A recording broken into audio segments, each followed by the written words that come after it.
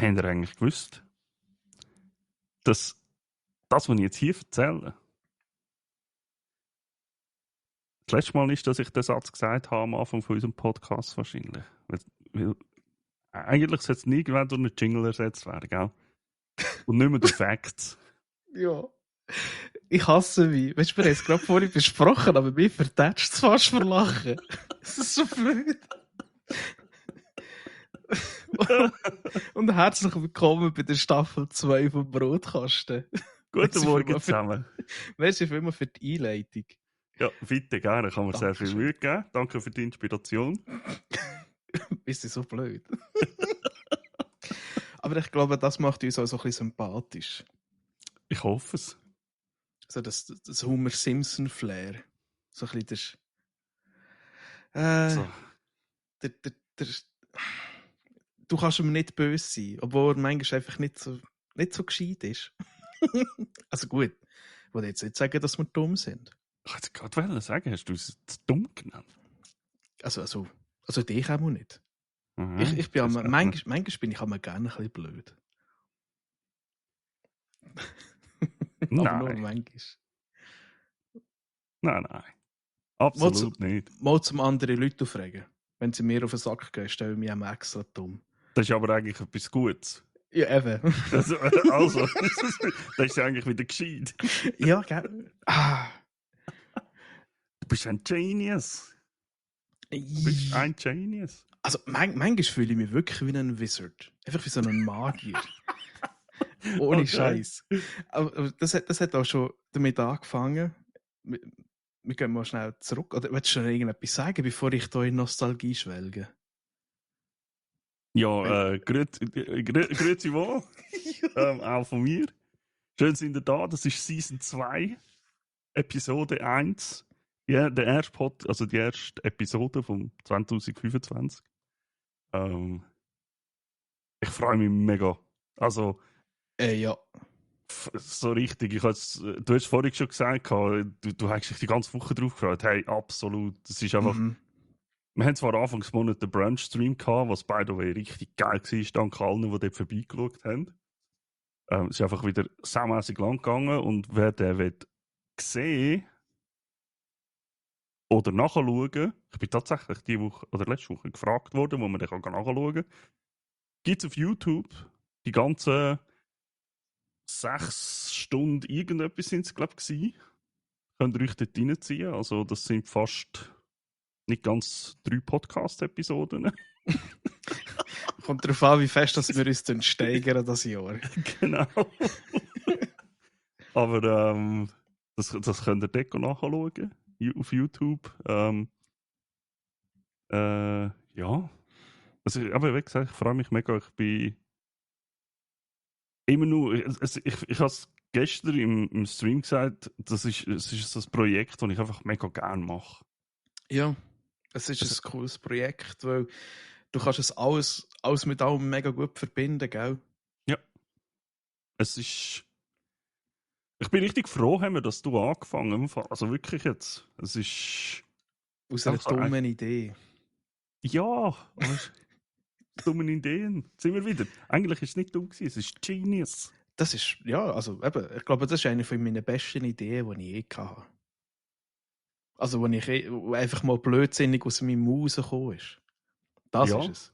Ja. Und ich hätte nie gedacht, dass du wirklich so drauf einsteigst und dann sagst, hey komm, das machen wir. Und also ich habe die Idee gebracht und du hast den Glauben gebracht. Ich habe so etwas schon lange mal machen. Aber wenn ich dir schon gesagt habe, ein Kollege hat mich eigentlich mal irgendwie ein Jahr vorher gefragt, ob wir etwas so machen wollen, aber das war über Auto gewesen. Es ist dann irgendwie halt einfach nie etwas daraus geworden. Ich mache jetzt ihm da keinen Vorwurf. Ich hätte auch können und die Initiative ergreifen. Es ist zwar von seiner Seite her gekommen, aber anyway, es tut jetzt hier nichts zur Sache. Und ich habe immer Bock gehabt, so etwas zu machen. Und ja, aber also, es gibt den Clip immer nur, wo du sagst, ja, eigentlich müssten wir so das heißt im Monat machen und so. Und dann ich so, ja, fuck yes, geil. Endlich mal einer, der es ausspricht. Ja, wirklich. Ich finde so cool, tatsächlich hat das Projekt, wie soll ich sagen, meine Mentalität ein bisschen umgestellt, wie ich Filme, Serien und auch Videospiele anschaue. Mhm. Weil eine Zeit lang, das war mega schlimm, habe ich eine Serie halt einfach so nebenbei geschaut. Weißt du schon, für die mich jetzt nicht sehen, ich tue mit der Hand gestikulieren und demonstriere, dass ich eigentlich 3 Bildschirme habe auf meinem Tisch. Auf dem einen habe ich den Discord auf dem anderen Spiele und auf dem dritten habe ich halt einfach irgendeine Serie, die gelaufen ist. Einfach so nebenbei. Ja. Und tatsächlich, durch das, dass wir das jetzt alle Monate dann aufbereiten, miteinander diskutieren, uns gegenseitig erzählen oder darüber abfeiern, wie geil es das war, habe ich wieder die Serie richtig schauen. Einfach hinsitzen, alles andere abstellen und dann let's go. Aber genau, du schaust nicht mehr einfach. Ich habe das früher immer gemacht. Irgendwie, ich meine, beim WoW-Zocken einfach nebenbei irgendwie eine Serie am Laufen und so. Und dann hast du einfach mehr zugelassen. Und das habe ich alles auch aufgehört. Ich schaue eigentlich fast nie mehr irgendwie eine Serie am PC, nachdem ich irgendetwas am Machen bin. Mhm. Oder auch einen Film oder was weiß ich jetzt. Ich muss sagen, es kommt immer darauf an, was du machst, nebendran. Wenn du ein Spiel hast oder so, zu einem kommen wir dann noch, wo ich am Suchten bin momentan. Du kannst das eigentlich relativ gut nebenbei machen. Weil du kannst zum Letzten, kannst du einfach auch mal, wenn es spannend wird, kannst du das Zeug weglegen und kannst einfach schauen. Mhm. Weil im Spiel passiert je nachdem nicht wirklich viel. Ja. Ja, eben das Zeug, also, ich glaube, wir haben da einen sehr guten Schritt gemacht. Ich glaube auch. Also aber es macht mir auch immer noch mega Spaß. Also Ja. es ist. Auch wenn wir jedes Mal, auch nach einem freaking Jahr, eine Stunde brauchen, bis wir Ja. endlich anfangen. Oh Mann. Es tut mir so leid. Nein, das musst du nicht. Das ist Wow, alles gut. wow. Kaufst dir ein Mikrofon, ein neues und nachher gut, es gibt Streamer, die haben ein Mikrofon jahrelang und brauchen es falsch. Und in dem Stream sagst du dann, hey, du musst dein Mikrofon umdrehen. Und nachher funktioniert es. Schau mal, wo der Punkt ist. Aha. Hört man mich jetzt? Ja, das war super. Das ist super, ja. Ja. Ja, Aber was ich. Ja, was? ich wollte dich eigentlich mal fragen, einfach so zur Einleitung. Du bist ja wieder im Bunker gewesen. Wie war es? Ich habe das tatsächlich notiert unter Games. Ich habe das extra in die Notiz nicht genommen. Aber ich nehme es gerne für, das ist kein Problem. Es ist der fucking Hammer gewesen, einfach wieder. Es ist so geil und ich habe schon den Kollegen mal gefragt und ich will sicher ein Tier schreiben nächstes Jahr. Und wahrscheinlich so ein, zwei andere Personen auch noch. Wenn es wieder gemacht wird, über Bock haben zu kommen. Das Problem ist halt einfach, es geht halt nicht so lang. Ja, Also das ist ja kein Problem. wir fangen halt am Freitagnachmittag an, also wir haben das mal um 3 Uhr angefangen und Samstag eigentlich so gegen Mitternacht ist dann fertig gewesen. Also wir haben nicht bis am Sonntagabend.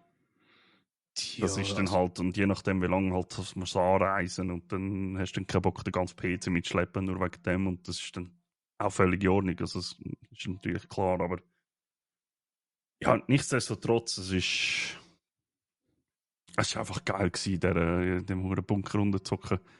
Wir sind das mal mehr Leute gewesen. Wir haben den Raum, den wir das letzte Jahr eigentlich, ja, kannst du sagen, als Verpflegungsraum genutzt haben. Verpflegungsraum. Ja, es ist ja wirklich, dort haben wir einfach Toaster und Hotdog-Maschinen und alles gehabt, that's it. Und dort haben wir das mal auch noch Tisch und Stühle gehabt, also dort sind auch Leute gehockt und wir sind, glaube ich weiß nicht, irgendetwas um die 20 Leute, die dann am meisten mal da waren. Also, aber es ist nicht eine riesen LAN-Party, es ist eigentlich eine private, kleine Party, die wir seit 20 Jahren machen. Oder mehr sogar fast, würde ich fast sagen. Wo halt immer ein bisschen die gleichen Leute auch kommen, mal wieder ein bisschen Das Jahr habe ich geil gefunden, sind ein paar gekommen, wo schon lange nicht mehr irgendwo so gekommen sind an Solarpartys. Mhm. Aber früher halt, eben, ich bin mal im Verein gewesen, wo wir ja Solarpartys besucht haben regelmäßig, aber auch veranstaltet haben. Und auch so sind ein paar Leute von dort gekommen, das war richtig nice gewesen. Und halt so richtig so Oldschool-Games gezockt die ganze Zeit. Ich glaube, das modernste Game, wenn man vom Release-Zeitraum ausgeht, ist, glaube fucking Among Us gewesen, wo wir mal gespielt haben. Oh, Scheiße, Mann. Ja, aber das ist doch das Geile, Mann. Ich meine, das ist Ja. eigentlich wie so ein kleines Familientreffen. Ja, genau. Absolut. Und tatsächlich, ich bin ja im Militär, bin ich ja in Bunkerinnen gewesen. Also, ich weiß halt nicht, wie das dort ist, aber ich bin dort einmal froh gewesen, so nach 12 Stunden habe ich mal wieder an die frische Luft raus können. Also von dem her finde ich das völlig legitim, dass das nicht allzu lang geht. Der Punkt ist, ich weiß nicht, was in diesen Bunker war, wo du bist. Aber für frische Luft hast du halt wirklich raus. Ja, muss auch. Also, auch die ich kennt habe. Also, du hast, im einen, wo ich war, dort hast du das war aber nicht so ein High-End, wo ich am Schluss war. Aber dort hast du dann auch wirklich nebendran so ein Türchen gehabt, wo du so einen Notausgang gehabt hast. Und wir haben dort auch schon Leute gehabt, die nach einem Tag gesagt haben, hey, Alter, ich muss da raus, du gehst durch. Wir sind halt irgendwie so ein bisschen, ja, wie soll ich sagen, wir sind Kinder. Absolut. Ich bin stolz drauf. Und von dem her, also mich hat jetzt das nicht so triggern, aber trotzdem hast du nach einer gewissen Zeit, also wir sind meistens 24 Stunden drin gewesen, haben unsere Schichten gemacht und dann bist du raus. Das hat mir schon verdammt gut getan, wenn du wieder draußen bist. Also du hast jetzt nicht irgendwie gemerkt, dass es scheiß Luft ist, Ja. aber du merkst, es ist keine frische Luft. Ja, einfach genau. Es ist halt, bei uns hat es eigentlich nur schon gelangt, wenn wir, und das ist das Krasse gewesen, wir haben halt so ein bisschen Heizöffel und so auch gehabt. Ja, gut, Es ist ja. dort drinnen halt auch scheiße kalt. Und kaum hat irgendeiner die Türen aufgemacht, in den Gang raus.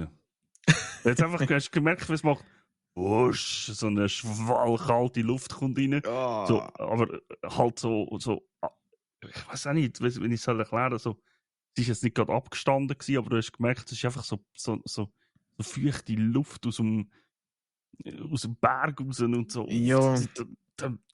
Ja. Es schmeckt halt, es schmeckt halt irgendwie so frisch, aber irgendwie eben so modrig und irgendwie so. Hör mir auf. So der Motto, ich bin schon lange hier. Ich ha gerade diese Woche mit dem Cousin telefoniert, wo auch dabei war. Dann hat er auch gesagt, hey, wie lange hat dein Gewand noch geschmeckt? Und ich so, ja, ich weiss, was du meinst. Es ist, du hast einfach, ich ha einen Hoodie angehabt, teilweise da drinnen, wenn es wirklich ganz frisch war. Und ich habe das letzte Mal angelegt und habe, ja, der wird jetzt zuerst mal noch schnell aufgefrischt. Es ist so schlimm. Aber eben, wenn man so ein bisschen bedenkt, wie man die früher gebaut hat, da hast du ja noch nicht grosse Maschinen gehabt. Also die ersten haben es wirklich noch mit Schaufeln und Spitzhacken haben sie die rausgeschissen dort. Und da hast du wirklich auch teilweise, also wir haben solche gehabt, da hast du teilweise wirklich einfach gerade die glatte Wand gehabt. Mhm. Ja. Wo der wirklich halt eben, es ist feucht und so und überhaupt, und da hast du nachher dann noch die gehabt. Dort hast du nachher ein Zimmer gehabt, wo halt wie so, was sind das, Gipswände oder keine Betonwände drumherum. Gips, Halbschuhe. Eine Betonwände drumherum. Und das merkst du halt, schon wenn es so ein bisschen etwas anderes ist, aber allgemein auch, was natürlich auch kaputt ist Sonnenlicht. Sonnenlicht, dass du das merkst, du plötzlich, wenn es so schön Wetter ist draussen. Hey, du fühlst dich wie neu geboren, wenn du aus diesem Block rauskommst. Ich muss zugeben, von dem habe ich einfach bis am Sonntag nichts mitbekommen. Das letzte Sonnenlicht, das ich dann gemerkt habe, und auch das ist schon, es war bei uns mega neblig und so, es war nicht so geiles Wetter. Das letzte Sonnenlicht war am Freitag irgendwie am Nachmittag vor um 3 Uhr, als ich gesehen habe. Ja. Dann bin ich dort hinten, bei den Bunker rein. Und das nächste Sonnenlicht, das ich gesehen habe, war am Sonntag, als ich aufgestanden bin. Daheim wieder. Weil der Bunker ist nur etwa 5 Minuten von mir weg. Das heisst, ich bin mir heim pennen natürlich. Und es Ja, sind nur macht viele Sinn. andere halt auch. Ich meine, aber es macht Sinn. Obwohl wir dort natürlich die Unterkünfte und so hätte können brauchen. Das war kein Problem gewesen. Aber dann bin ich am Freitag dort hin, bin irgendwie am Morgen um 2 Uhr, bin ich heim, stockdunkel. Ah nein, okay, jetzt habe ich uns eigentlich erzählt. Am Samstagmittag bin ich nachher ja wieder in den Bunker gefahren. Dort habe ich auch Sonne gesehen. Siehst du, hast dann schon nicht mehr Oh. gewusst, was es ist. Ja. Feuerball. Das war auch so eine Sache gewesen, ey. Ich glaube, wir haben noch nie so viel Gipfel gegessen wie an einem Samstag. Ja, du hast etwas erzählt. Jesus Christ.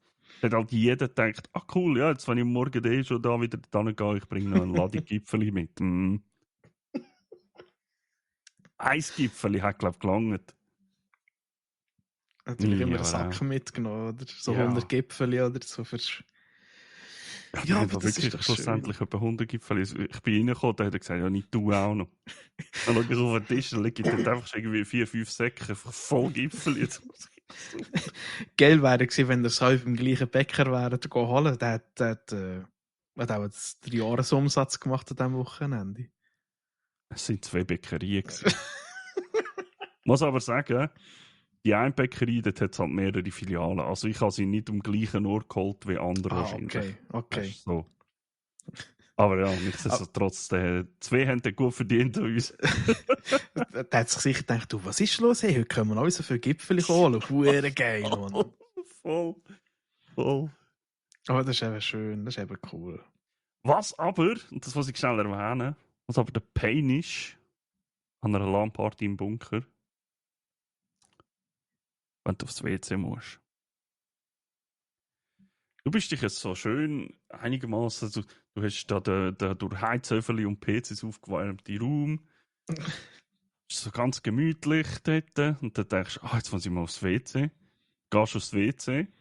Und wenn du vielleicht das Becken hast und vielleicht gross musst und musst absitzen. Es ist Ja. ein bisschen sehr kalt, der WC-Sessel. Und vor allem, es ist nicht irgendwie, weißt du, einer von diesen. Ja, heutzutage hast du ja einfach die dünnen Plastikringe oder so. Die in einem älteren Schulhaus noch in die Schule gegangen sind oder so, kenne ich vielleicht nur die dicken, schwarzen WC-Ringe. Ja, die kenne ich noch, ja. Oh Gottes Willen. Die sind einfach scheiße eiskalt gewesen. Jedes Mal. Wenn wir aus persönlichen Anekdoten erzählen, weißt du, was ich schlimmer finde, wenn einen kalten Ring? Wenn du musst duschen und nachher merkst, Scheiße, ich muss gross. Und dann noch so einen nassen Arsch hast und dann nachher so auf dieser Kloschüssel rumrutschst. Ich hasse das. Ja, ich hasse das. Das ist so. So gut. So gut. Oh je, meine Güte, du. Aber das flutscht gut. Das stimmt. Alles schön eingeseift ist. Mhm. Oh Mann. Aber genug von Scheissen. Ja. Jetzt bin ich gespannt auf den Übergang. Genug von Schiessen. Bitte fahren Sie fort. Nicht eigentlich gar keinen Übergang machen. Ich wollte nur sagen, dass wir uns das erste Mal dann zusammen an einer LAN begeben. Im März. Auf die freue ich mich auch mega. Ja, voll. Ich habe fucking 2 Wochen Ferien genommen. Ich muss noch eingeben. Ich habe gerade gemerkt, dass ich auch für nächste Woche noch nicht eingegeben habe. Ich glaube, ich weiss warum. Aber ich glaube, da kommen wir bei der Rubrik Games nachher dazu, warum du Ferien nimmst nächste Woche. Nein, tatsächlich. Also, übernächste Woche. Aber es ist nicht wegen dem. Nein. Okay. Gut. Das ist eine Frage, wenn wir das mal mit den Spielen anfangen. Können wir? Geht schnell. Es ist nicht viel Neues in diesem Fall. Tatsächlich nicht, hey. Nein. Okay, da bin ich ein bisschen mehr unterwegs in dem Fall, in dem Sinn. Okay. Ja. Also, vielleicht du bist ja wahrscheinlich gehypt auf die nächste Woche oder so. So etwas von. So etwas von. Ich weiss, ich müsste mal den ersten Teil spielen. Und zwar wir reden schnell drüber, weil ich glaube, dass das brennt auf deinem Herzen. Kingdom Come Deliverance 2. He? Ja. Der Release ist nächste Woche. Dienstag, genau am 4. Und ich warte sehnsüchtig drauf. Das war ein Spiel, der erste Teil, das mich damals recht überrascht hat. Wie gut das er ist, weil es ist ein Kickstarter-Projekt von einem nicht so riesigen Studio war Das damals. stimmt, ja. Und wie die sich reingehängt haben und alles. Und ich habe jetzt gerade diese Woche noch ein bisschen Making-of geschaut und einfach so, zum nochmal ein bisschen rekapitulieren von damals. Auch so das Synchronsprech-Ding, weißt du? Also, sie haben ja wirklich hochkarätige Synchronsprecher. Wir reden da von einem Chris Pratt, von einem Liam Neeson, also die deutschen Synchronsprecher von denen und so geholt. Also, krass. ganz geil, ja. Ich mag mich noch erinnern, das Spiel habe ich mir mal gekauft, was irgendwie sehr günstig war. Und dann habe ich angefangen. Und ich weiss nicht, nach den ersten 10 Minuten musst du schon mal irgendwie ein Haus pflastern mit Scheiße. Also du kannst. Ja. Ja, okay. Wohin geht das? Und dann musst du irgendeinen Schmied, nein, du bist ja der Schmied, musst ja irgendeinem go Geld eintreiben, weil er irgendwie 5 Goldmünzen schuldet wegen der Nägel. Und dann kommt ja der erste Kampf, wo du eigentlich nur mit bloßen Füßen kannst regeln. Und ich glaube, 80% der Spieler, die das Spiel gespielt haben, haben nach dem aufgehört. Glaube ich sofort. Weil es niemand begriffen hat, wie der hure Kampf geht. Ja, das glaube ich sofort. Aber ich finde das aber auch geil. Es ist, glaube ich, eines der ersten Mal, wo ein anderes Kampfsystem gekommen ist, wo niemand so kennt hat, glaube ich. Ja, also ob es das erste Mal ist, kann ich jetzt nicht sagen, weiß ich nicht, aber es ist schon recht speziell gewesen. Also ich habe es bis du so in dieser Art und Weise auch nicht gesehen. Also ich glaube, wenn ich es Entschuldigung, wenn ich es noch richtig im Kopf habe, wie hat das auch geheißen? Das Honor Game. For Honor. For Honor. Das hat ja so ein eine vereinfachte Version von dem. Ja, genau. Also, grundsätzlich im For Honor, ich muss jetzt gerade so erklären, das ist ein bisschen einfacher. Du kämpfst dann, wenn zwei Helden gegeneinander kämpfen, hast du nachher dann mehrere, wie soll ich sagen, hast glaube ich 4 Angriffswinkel, einen geradeaus, dann rechts, links und oben, wo du kannst Attacken ausführen, aber du kannst auch als Gegner kannst du die blocken. Und ich glaube, Kingdom Come Deliverance hat 6. Oben nachher dann ja. Also es hat so eine Sternenform und dann kannst du geradeaus und dann kannst du es gibt dort auf jeden Fall eine Sequenz, wo du lernst, dann nachher mit einem Schwert umgehen. Ich glaube, auf dem habe ich einfach eine Stunde lang gehabt, bis ich es mal begriffen habe, was will der Typ überhaupt von mir. Ich bin ganz offen. Diese Woche habe ich schnell das Game noch runtergeladen, bin schnell rein, habe einen Kampf gehabt und ich habe einfach gemerkt, Kollege, du hast einfach jetzt noch nicht begriffen, genau wie das funktioniert. Ich habe einfach mal links, mal rechts, mal links, mal Mitte, mal links, mal rechts, mal links, mal Mitte. Blocken habe ich einigermaßen kapiert, weil das ist nicht so schwierig. Du musst den Knopf drücken, wenn es grün leuchtet. Also, der Rest, ich einfach, wenn ich beim ersten Mal durchspielen habe, einfach wild irgendwelche Himmelsrichtungen. Das ist so kaputt.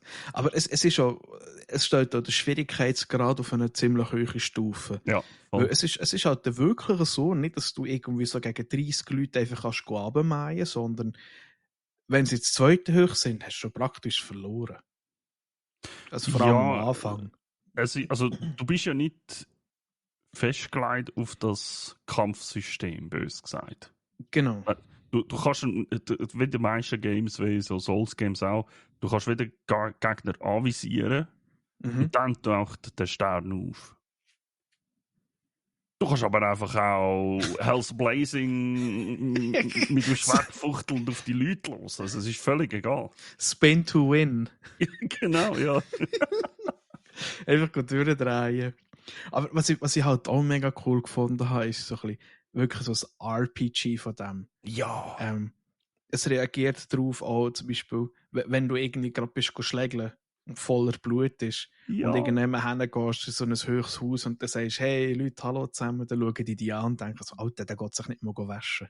Ja. Weißt du, solche Ideen. Und ich dachte, Alter, das ist fucking mindblowing. Du musst dich waschen. Du musst sauber sein, wenn du weiter hoch raus willst. Und vor allem nicht einfach nur waschen. Wenn du jetzt so Blut und Dreck verschmiert bist und dich da irgendwie in einem Trog kannst waschen, das heisst, du hast dich gewaschen, Klammer, so gut wie es in einem Trog halt geht. Ja, das ist schon geil. Ja, okay, gut, dann gehe ich halt ins Badhaus. Ja, ich finde so Zeugs finde ich eben mega geil. Also, es ist mega detailreich und ich glaube, ich habe die Story nie ganz fertig gespielt. Okay. Ich muss das eben mal nachholen. Ja. Genau.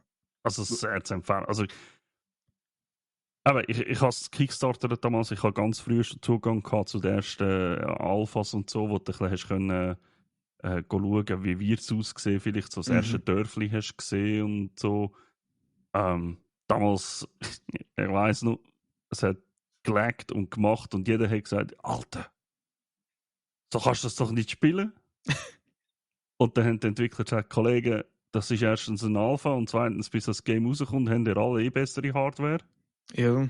Und es ist wirklich halt auch so gewesen. Klar, es hat immer noch Leute gegeben, es wird es immer geben, die schlechte oder zu schlechte Hardware haben, ich nenne es mal so.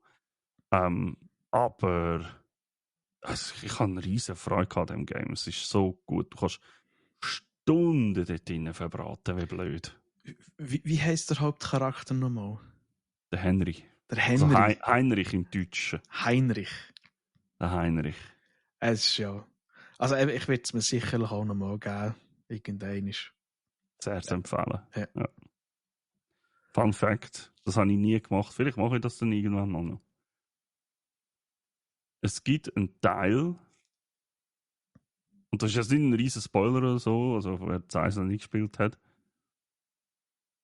wo du ins Kloster gehst. Mhm. Und also gehst, das ganze Spiel basiert ja eben mega auf RPG. Deine Entscheidungen haben Auswirkungen, wie das Spiel abläuft. Und dann kannst du dort in ein Kloster.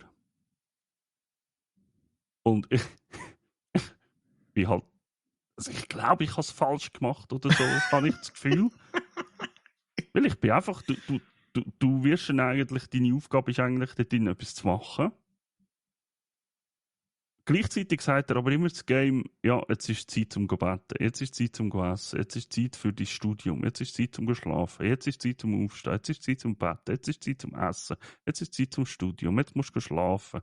Und dann bist du einfach in einem verdammten Loop drin, wo einfach dann irgendwann das Klosterleben halt lebst. The hell? Ich so, Alter, aber ich habe doch irgendeine Mission. Wie muss ich jetzt die machen? Und dort habe ich mir gedacht, irgendwann gehe ich einfach in das Game hinein und gehe einfach ins Kloster. Dann bin ich ein Mönch. Und dann ist das mein Leben. Und will schauen, wie weit treibt das Game, oder wie lange muss ich das Klosterleben leben, bis irgendwie selber wieder etwas passiert. Es ist nie mehr etwas Weißt, passiert. Ich weiß es nicht, ich habe es auch nie gemacht. Ich weiß es nicht. Ich finde das so geil. Also ich bin einfach, du hast einfach die Ablauf gehabt, ja, jetzt kannst du wieder essen, jetzt kannst du studieren, jetzt kannst du beten, jetzt kannst du schlafen. Stehst auf, gehst du beten, gehst du essen, gehst du studieren, gehst du essen, gehst du schlafen. Oh mein Gott. Ja, gut. Oh mein Gott. Aber eben so kleine Feinheiten, das ist krass. Ja, voll. Und das von einem Kickstarter-Projekt hätte ich aber nicht erwartet, muss ich ganz ehrlich sagen. Und das hat mich richtig überrascht. Und ich bin richtig begeistert gewesen. Das sind eben momentan so Spiele, die schrecken mich teilweise ein bisschen ab. Also so übermenschlich grosse Sachen, Open World, wo die einfach irgendwie in eine Welt hineinrühren und nachher dann sagen, da, mach. Ja, und tatsächlich bin ich auch selber wieder in so einer Welt gefangen, wenn wir gerade schnell einen Übergang machen. Tetris. Nein, No Man's Sky. Ah, ja, das habe ich gesehen, dass du spielst. Ey, ich weiß nicht. Ende über Weihnachten ein Jahr habe ich mal ein bisschen angefangen. Mhm. Dort hat es mich schon irgendwie für 60 Stunden gepackt. Und jetzt habe ich, habe ich ein YouTube-Video geschaut und habe gemerkt, Scheiße, ich habe sehr viele Sachen falsch gemacht. Und da habe ich meinen Charakter wieder rausgenommen und habe wieder angefangen und finde jetzt, weißt, es ist so Brainfuck. Du kannst einfach in dein Raumschiff reinhocken, ab ins Weltall und sagen, ja, ich gehe jetzt zum nächsten Planet. Easy, oder? Da gehst du den Impulsantrieb, dann fliegst du so eine Minute. Dann siehst du aber plötzlich, hey, du hast irgendetwas auf dem Radar, du mal bremsen. Und dann bremst du und dann hockst du einfach vor einem riesigen, skelettartigen Schädel einfach im Nowhere raus. Und Oh. Nein? das Einzige, was du findest, ist irgend so ein Fossil und du so, okay, easy. Wo ist der Rest? Oder wo sind die? Okay, ich fliege einfach mal weiter. Weißt du, wirklich solches Zeug. Und eben noch irgendwie, jetzt habe ich einen Planet gefunden, der instabile Gravitation hat. Plötzlich heisst es, ja, Gravitation ist kaputt. Und dann kannst du verdammt weit rauffliegen mit dem Jetpack. Oder auch das Gegenteil, du kannst dann mit dem Jetpack nicht mehr fliegen, weil es eben irgendwie auf und runter geht. Mhm. Und das Krasse finde ich einfach, was das Spiel für einen Wandel gemacht hat von Anfang bis jetzt. Ja, absolut. Und das Krasse ist, die haben ja jetzt schon unendlich viele Welten sozusagen. Ja, und jetzt mit dem. Mit seit dem World Part 2 bringen sie nochmal so viel raus. Ja, das habe ich jetzt auch gesehen, dass es ein grosses Update rausgekommen ist. Ja, und ich so, lass mich doch sein, Mann. Ich habe doch jetzt erst einfach mal mein U-Boot. Ich habe doch jetzt erst einfach mal ins Wasser ein bisschen rumplätschern. Ey, aber es ist so eine never-ending Story. Und ich muss ehrlich gesagt sagen, das Krasse finde ich halt aus. Das Spiel, die machen vor allem auch die DLCs und so. Einfach gratis. Weißt du? Mhm. Ja. Es ist nicht so, dass du müsstest sagen, okay, hey, okay, ich zahle jetzt nochmal 15 Franken, damit ich nochmal so viel bekomme. Nein, die machen das einfach. Ich frage mich, wie die das machen. Aber Ja. Sie haben genug Geld eingenommen am Anfang. wahrscheinlich schon, ja. Sind dann unter die Räder gekommen und haben jetzt wahrscheinlich Angst, Geld zu verlangen für die neuen Sachen. Das gehe ich auch davon aus, aber so viel wie ich auch spüre, es gibt sehr viele Spieler oder Leute, die jetzt neu einsteigen. Also die machen das eigentlich glaube wirklich ich, mit dem kontinuierlich Progress. Und tatsächlich, also es ist, also ich finde es fantastisch momentan. Es ist auch wirklich, eben das ist genau das, was ich am Anfang gesagt habe. Wenn ich Streams schaue zum Beispiel und ich etwas zocken, zocke ich No Man's Sky. Mhm. Wenn ich irgend auf etwas muss reagieren, oder kann reagieren, nicht muss, Entschuldigung, oder ich irgendetwas schreiben, dann tue ich es reinschreiben, kann Pause machen, weil eben, es ist jetzt nicht eins, wo plötzlich musst Angst haben, irgendwie es klopft oder keine Ahnung. Oder, es ist wirklich so ein Entspannungsspiel für mich zu haben. Auch wenn Ja. es halt eine Sucht ist, die so 4-5 Stunden an einem Stück geht. Aber du kannst ja verschiedene Art und Weise auswählen, wie du spielst. Es gibt ja, glaube ich, den Sandbox oder es gibt auch den Atlas-Mode oder irgendwie, es gibt ja, welches spielst du es? Also Der ich spiele, Atlas ist ja, glaube ich, der Story-Modus an sich, der ja, da, klassische. da spiele ich jetzt, ja. Du spielst den Okay. Atlas-Modus und du hast eigentlich eine Kampagne, wo du irgendeinen Typ musst suchen und Mhm. du hast eigentlich immer etwas Neues bauen, gehst an den nächsten Punkt, du hast etwas Neues bauen, gehst an den nächsten Punkt. Du machst eine kleine Rundreise durch das Universum, das du dort hast, oder durch die Galaxie. Und Okay. ich glaube, so viel wie ich jetzt mitbekommen habe, wenn du das fertig hast, kannst du eigentlich wieder mal von vorne anfangen.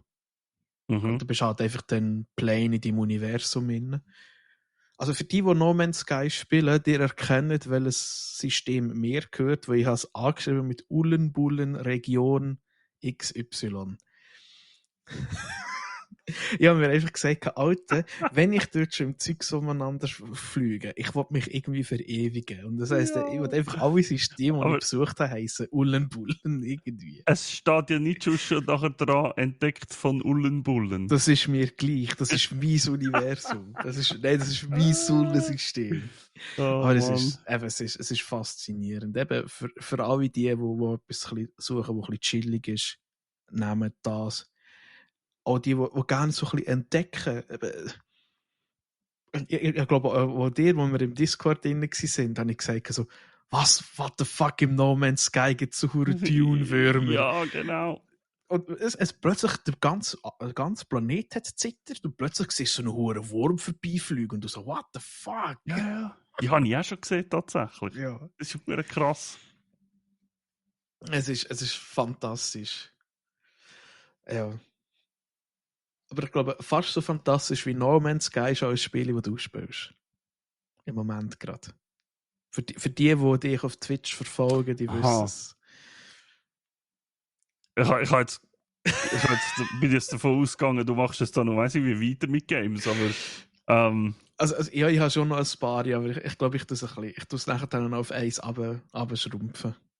Das ist okay. ja, also von was ich so richtig begeistert bin im Moment ist Indiana Jones, ja.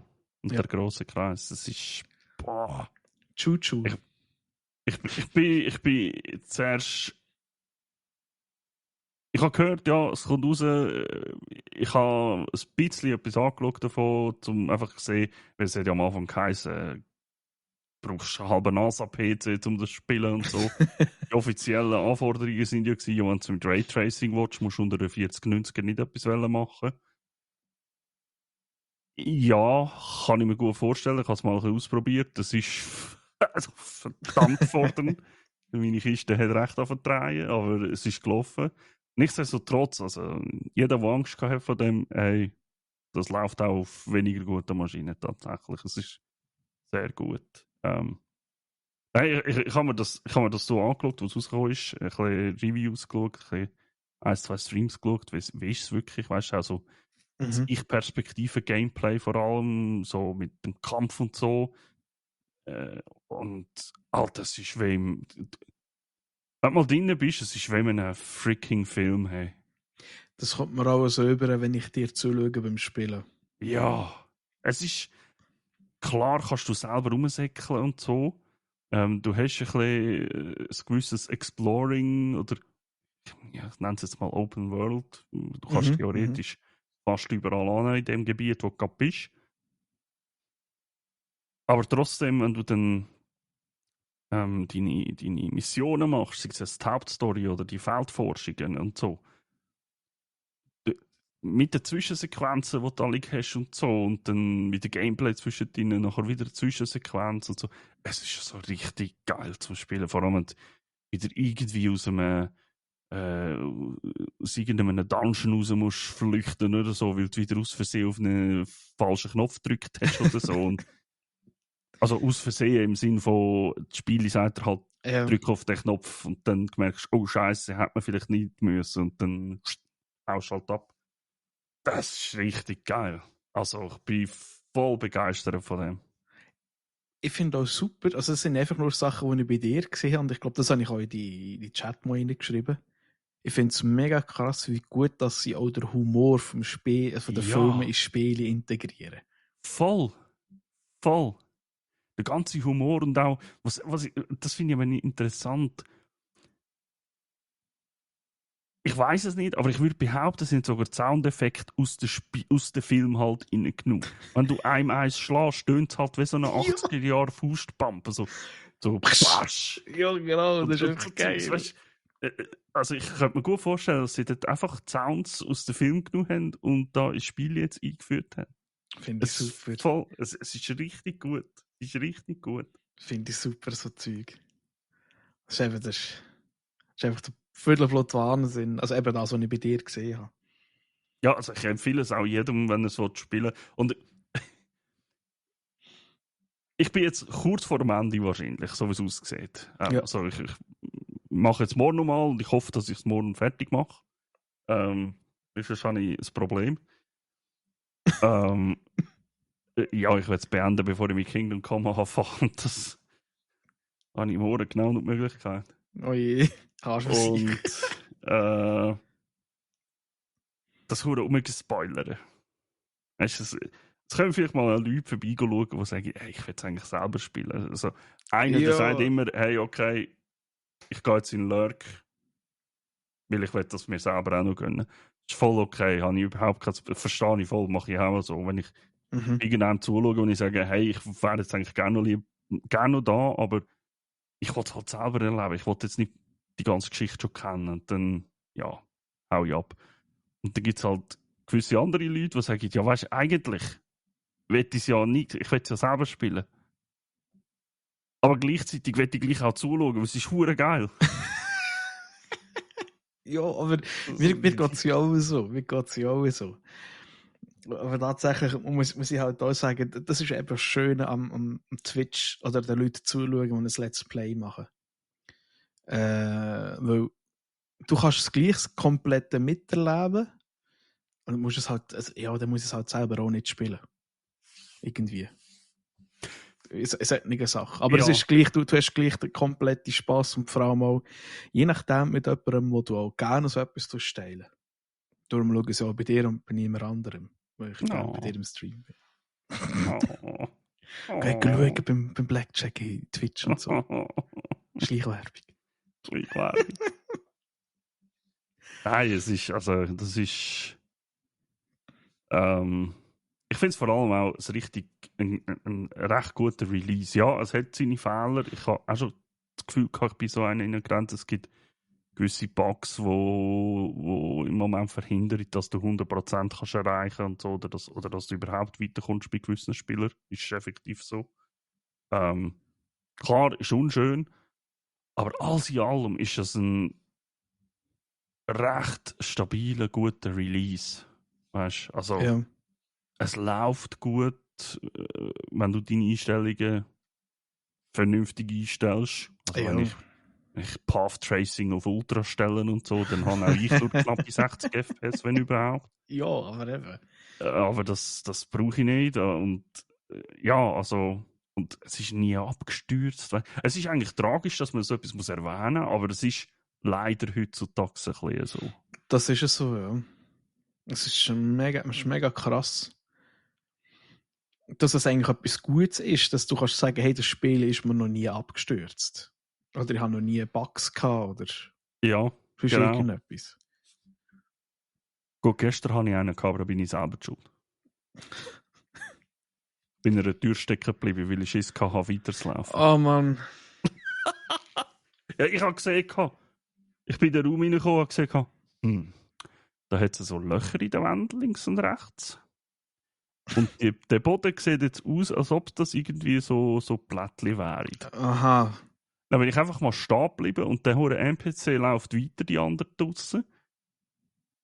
Und ja, ich darf draussen sagen, weil die hat sich nachher als böse ausgestellt. Die läuft weiter. Und ich so, ja, fuck, in dem Moment geht die Hintertür zu, Vortür zu und die Wand, aus den Löchern kommen so Pfähle raus und die Wände fangen von näher kommen.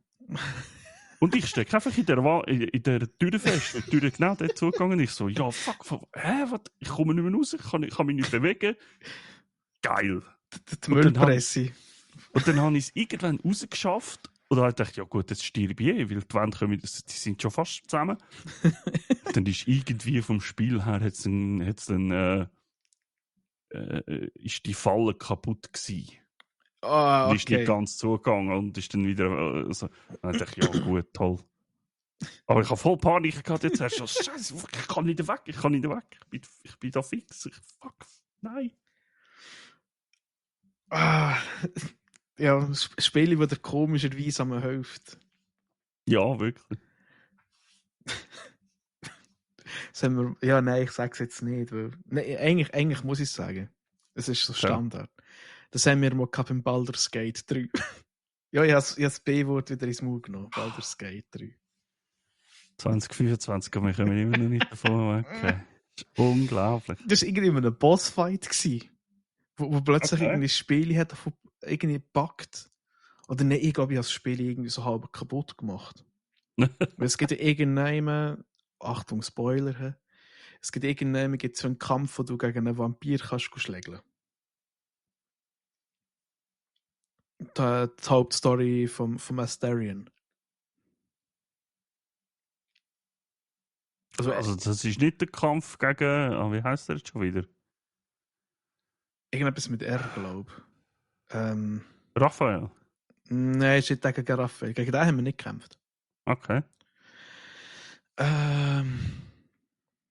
Ja, es ist auch der Meister vom Astarion, wo eigentlich da kannst du fetzen. Da kommst du so auf eine Platte, wo alles so Untote sind. Und ich habe dann Cleric, ich habe auf Cleric gewechselt. Und ich habe gesagt, Alter, Cleric ist hure geil. Und es gibt einen Zauber, der heißt Tageslicht. Ja. Und ich, ergo, Vampir, Tageslicht, Sonnenlicht gespammt und nachher ist einfach das komplette Spiel ist broken gewesen. Am Schluss ist eigentlich wären, glaube ich, rundum hure viele Vampire noch vorgekommen. Die sind einfach alle weg gewesen. so geil. So, okay, easy. So geil. Aber irgendwie das Geile war, wir haben dann, glaube ich, den Kampf noch nicht triggert. Sie sind halt einfach auch im Verrecken gewesen, aber wir haben uns noch schön vorbereitet und dann einfach so übermassen dort rein. Das ist einfach geil. Ja. Das hat mein Hirn nicht zum Schmerzen gebracht. Und was eben noch mein Hirn nicht zum Schmerzen gebracht hat, ist mein Game, das ich nebendran... Ich habe mir vorgenommen, Sonntag zu oben, ausser ich spiele Lockdown Protocol oder Dale Dawson, irgendjemandem, nehme ich mir einfach so 2-3 Stunden Zeit und spiele mein eigenes Spiel. Bildschirm abstellen, einfach einen, natürlich, sonst sehe ich ja nicht. Da spiele ich immer ein Spiel. Und ich habe mir Darf ich raten? Ja. Ich glaube, das hast du letztes Mal schon erwähnt. Kann das sein? We Are Billions. Nein. Nein, hast du aufgehört mit dem wieder? Okay. Mit dem habe ich aufgehört, weil ich bin zu dumm dafür. Wow. Nein, es hat irgendeinen Schwierigkeitsgrad, wo ich irgendwie gerade nicht daran komme. Okay. Und irgendwie habe ich mir das selber müssen sagen, du, hey, jetzt legst du es mal auf die Seite, vielleicht fährst du mal an. Mhm. Nein, ich habe etwas genommen, da können wir nachher einen mega guten Übergang machen. Oh, okay. Ich habe ein Spiel, das habe ich schon lange bei mir. Das ist Turn-Based. Ich liebe ja Turn-Based Games, also rundenbasiert. Warhammer Chaos Gate Demon Hunters. Okay. Es ist eigentlich wie ein XCOM. Du hast einen Auftrag, du kommst einen Auftrag von einer Inquisitorin über. Nachher musst du auf einzelnen Planeten die Nurgles defeaten. Oder die Blüte musst du bezwingen. Und Alter, meine Fresse. Das Tutorial geht etwa 45 Minuten und du hast noch nicht mal an der fucking Oberfläche gekratzt von diesem Spiel. Wirklich, mein Hirn schmerzt, habe ich in meine Notizen hineingeschrieben. Es gibt so viele Informationen, wo dir das Spiel einfach ein Grind wirft. Geil ist auch, es gibt dir hure für Inputs über die Grey Knights, über Adeptus Mechanicus, also es sind Fraktionen, Inquisitoren, und es gibt dir hure für Infos so mit so nebenbei, weil du kannst immer mit deinen Leuten diskutieren und redest eigentlich über den Imperator, was das alles ist und so. Ey, aber das Hirn brennt einfach. Aber es ist hure geil, es ist hure geil. Es ist einfach, es ist halt Warhammer 40k. Das ist einfach, ich bin gestern bei meinem Bruder gewesen. Da lasst jetzt auf Spotify Horus Heresy, das Hörbuch. Das ist mir das letzte Mal tatsächlich vorgeschlagen worden. Im Fall. Das Geile ist, ich habe eine Playlist gefunden. Und dann habe ich mir mal gedacht, also, ja, ich gehe das mal anschauen, die Playlist. 453 Stunden. What the actual? Okay. Und ich so, okay, ja, easy. Und ich war gestern bei meinem Bruder, wir haben wir haben einen Film geschaut, wir haben noch ein bisschen etwas gegessen, dann haben wir auch so ein bisschen über Warhammer diskutiert und haben gesagt, weisst, es ist so schlimm. Das Schlimme ist, in diesem Universum, es gibt nichts, wo irgendwie einfach ist. Es ist einfach alles nur ein Rambock. einfach, es ist da und so, es ist einfach, alles ist übermächtig. Alles ist schlimm. Es ist nichts Gutes in diesem Universum. Nichts. Es ist einfach alles böse. Aber er hat gesagt, es ist wirklich fantastisch geschrieben und auch fantastisch zum Zuhören.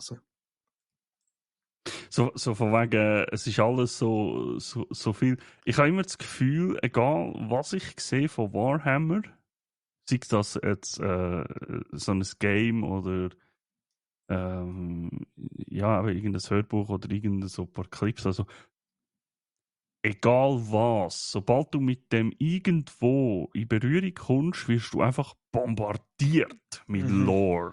Ja. Einfach so, cool, das ist ja, okay, und dann hier, zuerst mal 220.000 Seiten Lore. Das Geile ist schon, mein Bruder hat angefangen und gesagt, okay, Adeptus Mechanicus, habe ich noch nie gehört, was ist das? Ich gehe mal googlen. Dann findest du einfach so einen 20-seitigen Eintrag, was ist das überhaupt? Was machen die? So gut. Und er hat gesagt, ich höre auf mit dem, ich lasse einfach passieren.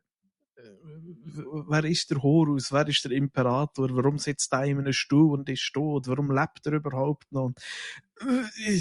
Ja, genau. Du wirst einfach völlig erschlagen, egal wo. Zeigt das in einem Warhammer 40k, irgendwie in einem Total War oder sei es im Space Marine 2 oder so. Setzt du 2 Minuten einen Fuß in irgendeines von diesen Games jetzt zum Beispiel, du wirst einfach erschlagen mit Lore. Du wirst einfach, here you go. Und vor allem, sie kommen Namen mit Wörtern und so. Du denkst, what the fuck ist das? Das ist das Gleiche wie, du hast dort verschiedene Klassen, die du kannst haben. Ich glaube, es sind 6. Am Anfang hast du 4. Und das heisst nicht einfach, der eine ist ein Sanitäter. Nein, es ist ein Apothekarius.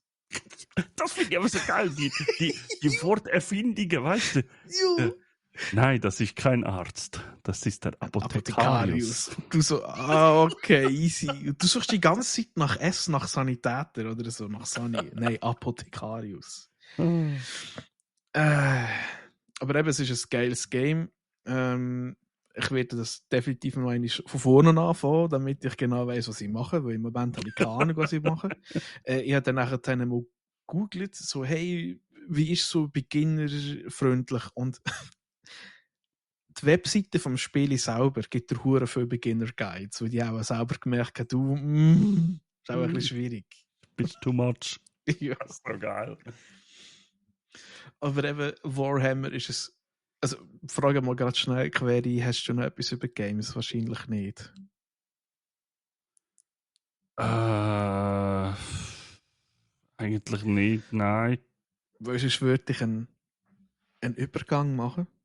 Do it. In etwas anderes, weil Warhammer hat ja nicht nur geile Games, sondern sie haben auch geile Kurzvideos. Und ich würde so einen Abstecher machen in Secret Level. Ja. Von Amazon. Ich habe gehofft, dass mit dem kommt. Gut, ja, okay, give you. Also, ich fange mal einfach an. Was ist Secret Level? Für die bei Netflix so Love, Death and Robots hatten, das ist so ein ähnliches Prinzip. Sie nehmen verschiedene Spiele, die draussen sind oder nie rausgekommen sind und haben Kurzfilme daraus gemacht. Ich glaube, wie viel sind es? 18 oder 16? Ja, es sind auch ja, einiges, ja. Und tatsächlich eins von denen ist von Warhammer gewesen. Ja. Und ich habe einfach nur, ich habe mir pro Folge etwas aufgeschrieben, oder ich habe es probiert. Für Space Marine habe ich mir einfach aufgeschrieben, no words needed. Ja, hey, das ist aber genau das Fazit gewesen, nachdem das fertig ist. Ich habe das gesehen und habe gedacht, Alter, also wenn er jetzt kein fucking so, also genau in dieser Art und Weise keine fucking Serie draus macht, I don't know.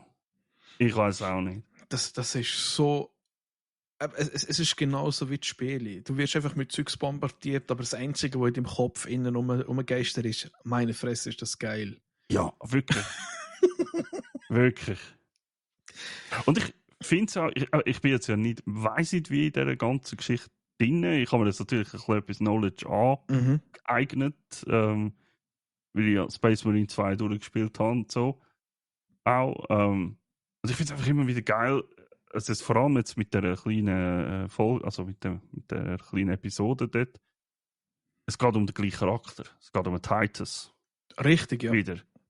Und das habe ich jetzt schon an vielen Orten ein bisschen gesehen. Es ist immer so ein bisschen der Titus, wo es darum geht. Warum ist er so? Was hat er gemacht? Warum macht er das jetzt? Und das ist halt so die Verbindung von mir jetzt. Ich habe ihn dort gesehen, habe gewusst, wer das ist. Mhm. Und dann kommt er in dieser Folge vor. Aber ich glaube, die Folge ist vor. Ich meine, die Folge ist vor dem Game jetzt. Ich glaube, das ist. Aber ich bin jetzt nicht sicher, obwohl. Also du fragst jetzt, ob es vor dem Spiel ist zeitlich. Ja. Also ob jetzt zuerst die Folge rausgekommen ist und dann das Game oder ob die Geschichte vor dem Game Nein, spielt. Geschichte. Okay. Ich hätte jetzt gesagt, kein Ja. Ich meinte die aber auch. Weil, wenn ich es noch richtig im Kopf habe, ist der Titus dort noch nicht so weit wie im Spiel. Glaube ich. Ja. Bin aber nicht sicher. Ja. Weiß ich jetzt auch nicht. Das fängt eben wieder schon an mit dieser Hurralor-Sache. Weil aus Space Marine 2 rausgekommen ist, bist du am Anfang einfach so ein Dude in einer schwarzen Kleidung. Also in einer schwarzen Space Marine Rüstung. Stimmt. Und das, was er dort ist ja, glaube ich, irgendwie, das ist nochmal etwas anderes. Ja, es ist in dem Death Squad oder Death irgendwie Squad, so. ja, irgendwie Schild des Imperators. Irgendwie etwas. Ja, das ist ich enthalte mich von allen Aussagen, die ich gerade machen, weil vorher haben die Leute die schreien ja, auch schon. Ich auch. Ich habe null Ahnung. Ich weiss nur, er war etwas Spezielles gewesen, weil das ist nachher im Spiel ja immer wieder erwähnt worden. Wieso lebst du noch? Wieso bist du noch da? Ja.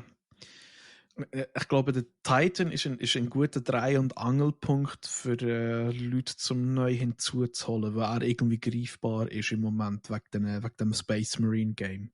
Mhm. Du lernst ja auch viel in dem Space Marine 2 Game über. Ja, also nicht viel. Also du lernst in dem Sinn lernst du viel, aber wahrscheinlich ist es ein Tüpfchen auf dem I auf der ganzen Lore, wo du dort lernst. Und das ist, oh Mann.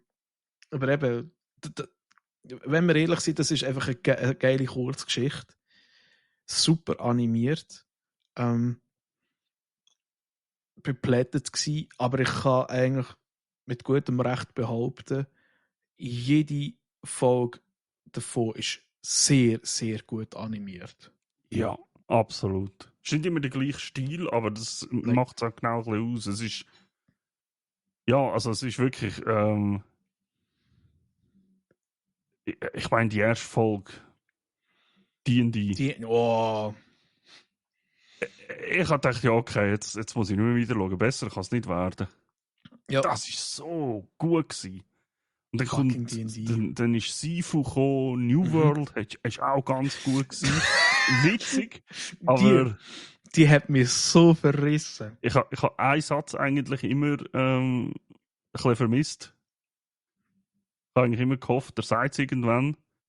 Aber ich meine, aufgrund von der Welt und so ist mir klar, dass dort bei allen Kämpfen und so wäre es ein bisschen komisch gewesen im Mittelalter, wenn er ruft, «Get to the chopper!» Ja, aber ich habe auch darauf gewartet. Das ist eigentlich so... Es ist eigentlich... Es ist wirklich so gut. Was habe ich da geschrieben? Es ist irgendwie geil, wie sich Amazon selber ein bisschen auf die Chippe nimmt bei dem.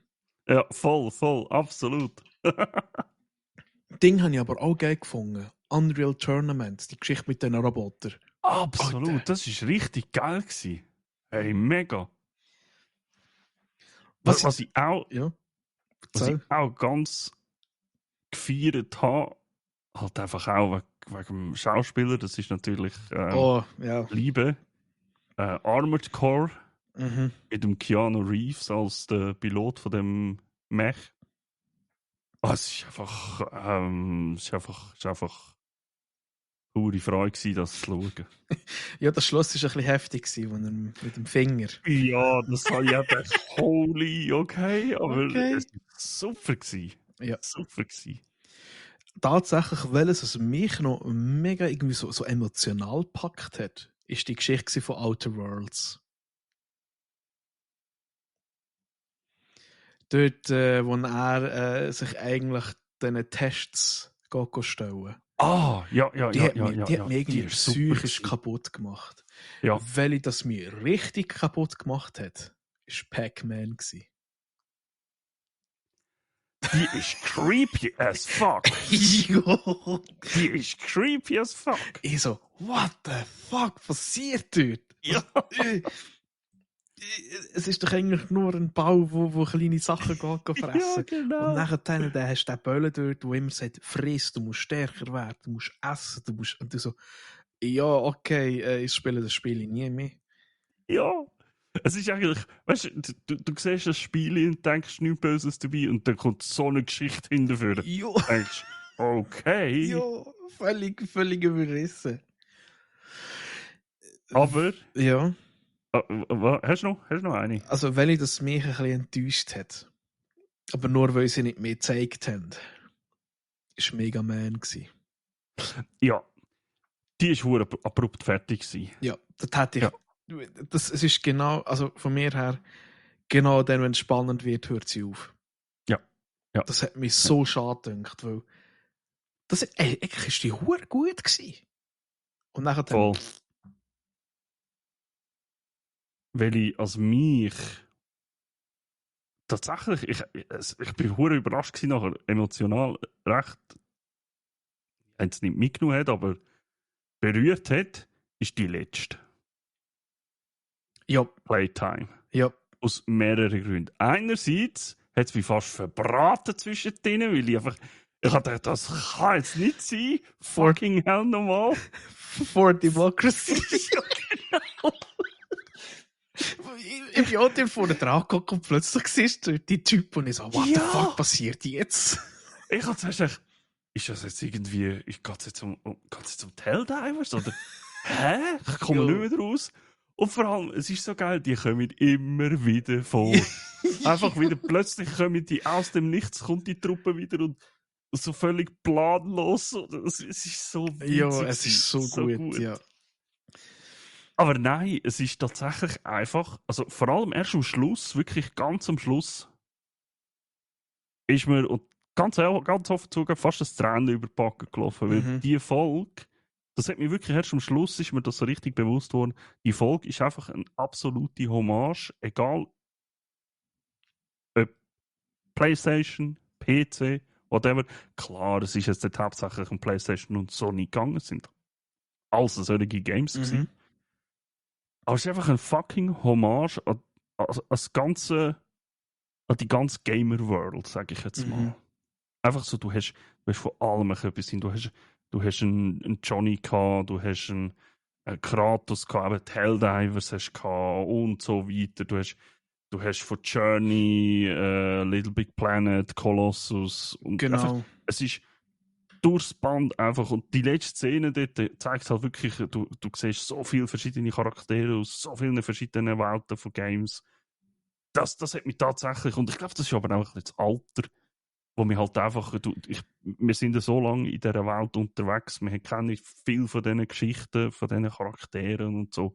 Und das hat mich tatsächlich ein bisschen so ein bisschen touched, muss ich sagen. Was mich ein bisschen kaputt gemacht hat, ist am Anfang so die Gestik gewesen, weil sie wird von einem Roboter verfolgt, der eigentlich immer sagt, hey, du musst das und das machen, damit du Kristall überkommst.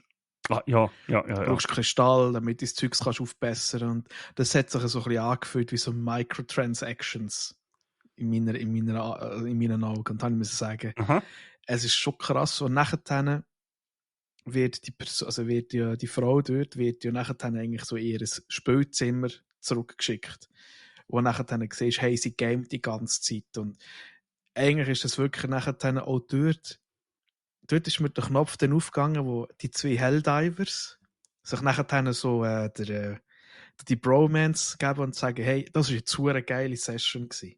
Mhm. Genau das ist es. Die Spiele gerne zu haben, Zeit mit Leuten verbringen, wo du willst, eine gute Zeit haben. Das ist die Quintessenz Genau. von den Games. Ja. Und ich finde es so cool, haben sie Helldivers reingenommen, weil genau das hat Helldivers gemacht. Letztes Jahr. Ja, voll. Absolut. Darum finde ich das eigentlich relativ passend. Ja. Oder eben noch andere Spiele wie Colossus, wo halt eine schöne Geschichte erlebt hast. Oder je nachdem, wo nicht so eine schöne. Aber das ist eigentlich das, ja. Auch mit dem Fremden, aber sie bekommt ja ein Päckchen von dem Fremden und der Fremde stellt sich dann nachher aus als ihr Kollege, wo sie immer damit zockt, mit ihm zockt eigentlich. Genau. Wo sie am Schluss nachher sagt, okay, komm, wir geben wieder mal kommen wieder, machen weiter. Ja. Voll. Also finde ich mega gut gelungen, die Serie. Ja, genau. Also empfehlend. Gut. Und ich muss auch echt sagen, ich finde jetzt keine irgendwie schlecht, keine Folge. Mhm. Es gibt bessere und es gibt schlechtere oder solche, die mir mehr gefallen hat oder weniger, aber es gibt keine, wo ich irgendwo sagen muss, das ist jetzt fertiger Hafenkäse gewesen. Ja, voll. Genau. Ja, willst du weitermachen? Ja, ich frage dich mal, bist du krank gewesen? Wie viel habe ich noch? Ich bin nicht krank gewesen, aber ich habe Ferien gehabt, 3 Wochen. Oh, holy crap. Wie viele Serien hast du? 1, 2, 3, 4, 5, 6. Ja. Ich komme knapp mal mit 3. Und eine habe ich schon erzählt. Es sind aber auch Serien drauf, die sind nicht so gross gewesen, tatsächlich. Okay. Ich mache mal weiter, weil vielleicht hast du die auch geschaut. Skeleton Crew Star Wars. Ja. Ich muss ehrlich gesagt sagen, ich habe die Hure gefeiert. Wo ich ein bisschen enttäuscht war, ist vom Schluss. Hat aber auch das, was ich jetzt sagen muss, ist, hey, also, gibt für mich ein bisschen Unstimmigkeiten, aber man merkt, dass die Serie nicht unbedingt für die Erwachsenen geschrieben worden ist, sondern wirklich so ein bisschen auch noch für Kinder. Mhm. Es gibt Haufen Situationen, wo ich jetzt gesagt habe, Alter, wenn das jetzt eine Serie für Erwachsene gewesen wäre, er hat schon lang geschossen. Lang geschossen. Aber trotzdem muss ich sagen, ich habe mega Spass gehabt, die zu schauen. Ich habe ein paar Mal gerölt und es ist wirklich ein cooles, schönes Abenteuer gewesen. Ich glaube, mehr muss ich dazu auch nicht sagen. Ja, kann ich teilweise unterschreiben. Mhm. Ich habe es jetzt nicht schlecht gefunden, aber auch nicht so wirklich überragend. Mit Ja. was ich mich ein bisschen schwer da habe tatsächlich. Also, was heißt schwer? Das ist jetzt vielleicht ein bisschen übertrieben, kommt es über, aber Kind als Raumschiff-Crew. Nicht jetzt, weil es halt Kind sind. Mhm. Es ist im grossen Teil ist völlig okay gewesen. Es ist auch gut, ich sage es mal, erklärt und übergebracht und warum und wie und was. Es ist grundsätzlich voll okay. Manchmal ist jetzt einfach so ein bisschen too much gewesen. Vor allem, wenn es dann halt um so Sachen geht, weißt du, wo wenn es dann halt beschossen wäre und weiss ich was und hier und da fast halber Krieg und so und dann hast du dort eine Gruppe von Kindern. Und da muss ich sagen, okay. Look Goonies an, sind wir ehrlich. Ja, gut. Jetzt werden sie auch beschossen. Also das vergleiche ich jetzt nicht mit Goonies. Come on. Was ich aber muss sagen, es ist halt Star Wars-mässig gutes CGI gewesen. Und man hat so richtig gefühlt, es ist Star Wars. Trotz allem, weißt du, hast jetzt nicht wirklich, es ist nicht irgendwie gross um die Jedis gegangen oder jetzt irgendwie ums Imperium und weiss ich was und all das Zeug drum und dran. Klar, es ist immer noch Star Wars, klar geht es auf eine Art und Weise ein bisschen um all das, aber Ja, es ist das Hauptzentrale gewesen. Genau, es ist um die Kids gegangen und man hat trotzdem gemerkt, es ist Star Wars. Genau. Es ist Star Wars, absolut. Aber ich habe es jetzt nicht schlecht gefunden, aber es ist jetzt auch nicht so, dass ich muss sagen, wow, hure geil. Da habe ich als Schocker und so viel mehr gefeiert. Ja, das schon. Also eben, da gebe ich dir auch recht. Eben, es ist jetzt nicht überragend gewesen, aber ich habe es eigentlich gefeiert, weil es mal ein bisschen etwas anderes war. Es ist für mich potenziell gut gewesen. Eben, abgesehen davon, eben, es ist so ein bisschen, manchmal ein bisschen, ja, eben, ein bisschen zu fest kinderfreundlich, aber ich verstand auch, das ist an ein Publikum gerichtet, das definitiv jünger ist. Ja, wahrscheinlich schon, ja. Was ich geil finde, ist, dass der Steve Urkel mitgespielt hat. Ja, ich weiß gerade, ich weiß nicht, ob das so vielen aufgefallen ist überhaupt. Aber ein Wort fällt darauf reden. Also wenn es dir dort nicht auffällt, ja. I don't know. Das Geile finde ich auch, das hat mir mein Bruder gesagt, es geht doch durch den Roboter. Der auf dem Schiff ist. Der ist SM-33. Ja. Es gibt Leute, die sagen, das ist eigentlich so eine wie soll ich sagen, so eine Anekdote als SME. Weil SME 33, wenn es 33 würdest umdrehen, ist es der SME. Okay. Von dem her, ich sage immer nur, das ist der SME. Ich finde das super lustig. Ja, wer weiß, ja, voll. Ja. Aber der zum Beispiel, den habe ich hure gut animiert gefunden. Vor allem, der war super gewesen. Wo er dann nachher auch plötzlich mal auf die Kinder losgeht. Ja. Vor allem, wenn er kämpft, dass er nachher dann irgendwie plötzlich so 3-mal so groß ist und du so, okay, ja, genau. Sonst so der halbgeschrottete Roboter da mit einer Maus im Gesicht und so. Und so gut. Und der Jude Law macht tatsächlich auch einen guten Job. Hey, absolut. Wirklich. Richtig gut. Ich liebe den Schauspieler irgendwie. Das ist so ein bisschen, ja. Ja, also vor allem in dieser Rolle hat es mega gut übergebracht. Wirklich. Ich glaube, das ist so sein Ding, so das Unscheinbare. Du weißt nicht, wie fest das kannst vertrauen. Du weißt nicht, wie. Voll. Ja. Das habe ich aber während dem Schauen ein paar Mal gedacht, ja, ist er jetzt echt einer? Ja, ich ist er jetzt keiner? Ist er vielleicht von der anderen Seite? Und das finde ich hure gut, wenn du so fast mit überlegst und einfach nicht weißt, ob es stimmt oder nicht. Das finde ich eben geil. Ja, ich komme dann mal zur Bühne, damit du auch mal etwas kannst erzählen. Okay, dann bleiben wir gerade bei Sci-Fi. Und zwar, ich habe Dune Prophecy geschaut. Ist das die Serie?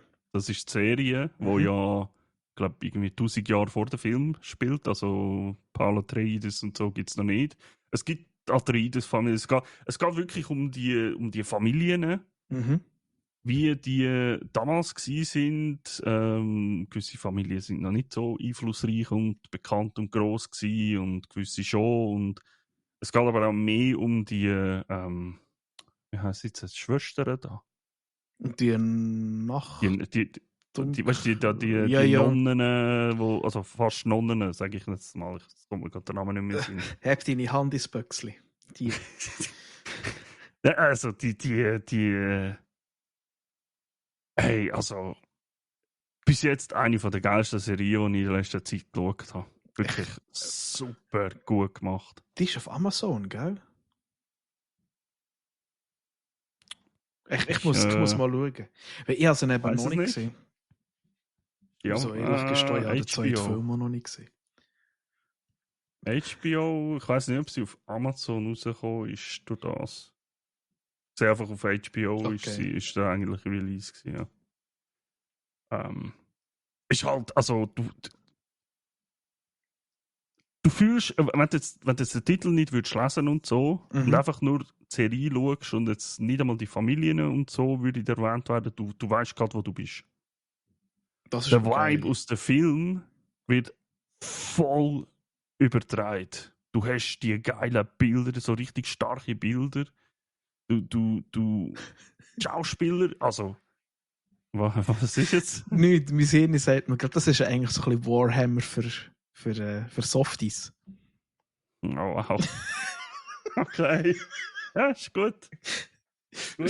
Ich hasse mein Hirn.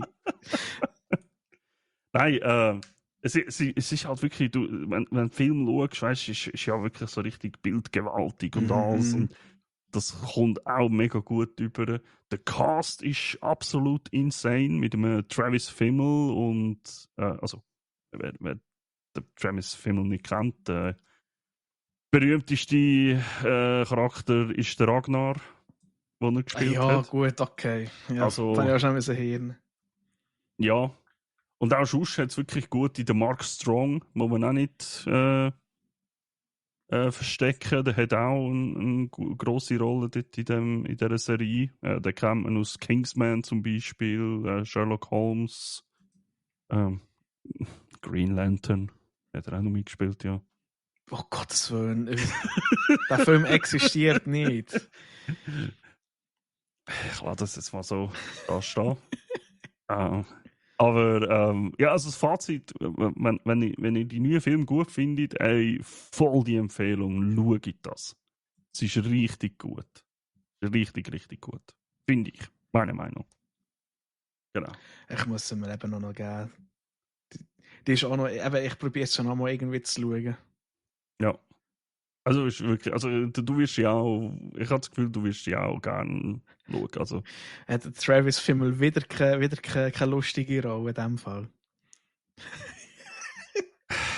Er möchte, glaube ich, unbedingt eine Komödie machen, Mann. Aber niemand will ihn für das. ja, aber Ja, ich ich glaub, meine... wir haben das, glaube ich, das letzte Mal schon Ja, erst irgendwo, wo er hat ja bei Race by Wolves hat er ja ja, mitgespielt. Und dort habe ich schon gesagt, du kannst ihn einfach jedes Mal schauen und er spielt jedes Mal den gleichen Charakter. ja. Ist eigentlich schlecht, aber Ja, ist, aber jetzt, er passt so gut. ist es bei Dune tatsächlich nicht ganz so schlimm, muss ich sagen. Er hat einen interessanten Charakter tatsächlich, wirklich, also wirklich mega interessant. Auch von der Geschichte her halt und so, was er darstellt, bös gesagt. Und ja, wirklich bös gesagt. äh, von dem her, es ist jetzt in dem nicht ganz so schlimm, aber ja, so seine, ich sag's jetzt mal, seine Ticks, wo du einfach, egal in welchem Charakter hättest, ja, findest du auch da. Ja. Finde ich nice. Was hast du gesagt? Wie viel hast du? Also ich habe noch eine. Okay, komm, dann nehme ich noch eine. Ja, komm, gib ihm.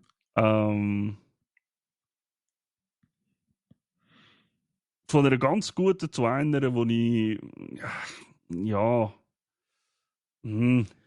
so okay gefunden habe. Ich habe Squid Games Staffel 2 geschaut. Ja, nicht so Und erzählen dann. nein, ich Ich muss die auch noch erzähle nicht groß schauen. über die Story, aber sie ist okay, kommt meiner Meinung nach überhaupt nicht als Staffel 1 an.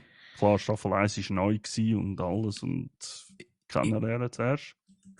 Ich wollte es gerade sagen. Das andere ist ja auch der, der Squid Games geschrieben hat, der erste Teil. Der hat ja, glaube ich, gar nicht wirklich Interesse gehabt an einer zweiten Staffel. Habe ich mal Okay, gelesen. das weiß ich gar nicht. Und das ist, glaube ich, so, ein bisschen der Matrix 4-Effekt gewesen. Der hat gesagt, ja, komm, also, wir machen noch eine. Und das ist das, was ich mal gelesen habe. Darum mache Und ich jetzt einen dritten. ja, aber ist es nicht so, dass eigentlich das Spiel gar noch nicht fertig ist? Ja, doch. Okay. Also Gut. in der Staffel 1 ist es ja Oder, fertig gewesen. genau, Und in Staffel 2 fängt es wieder an. genau. Staffel 2 ist tatsächlich nicht so lang wie Staffel 1 von der Okay. Folge her. Ähm,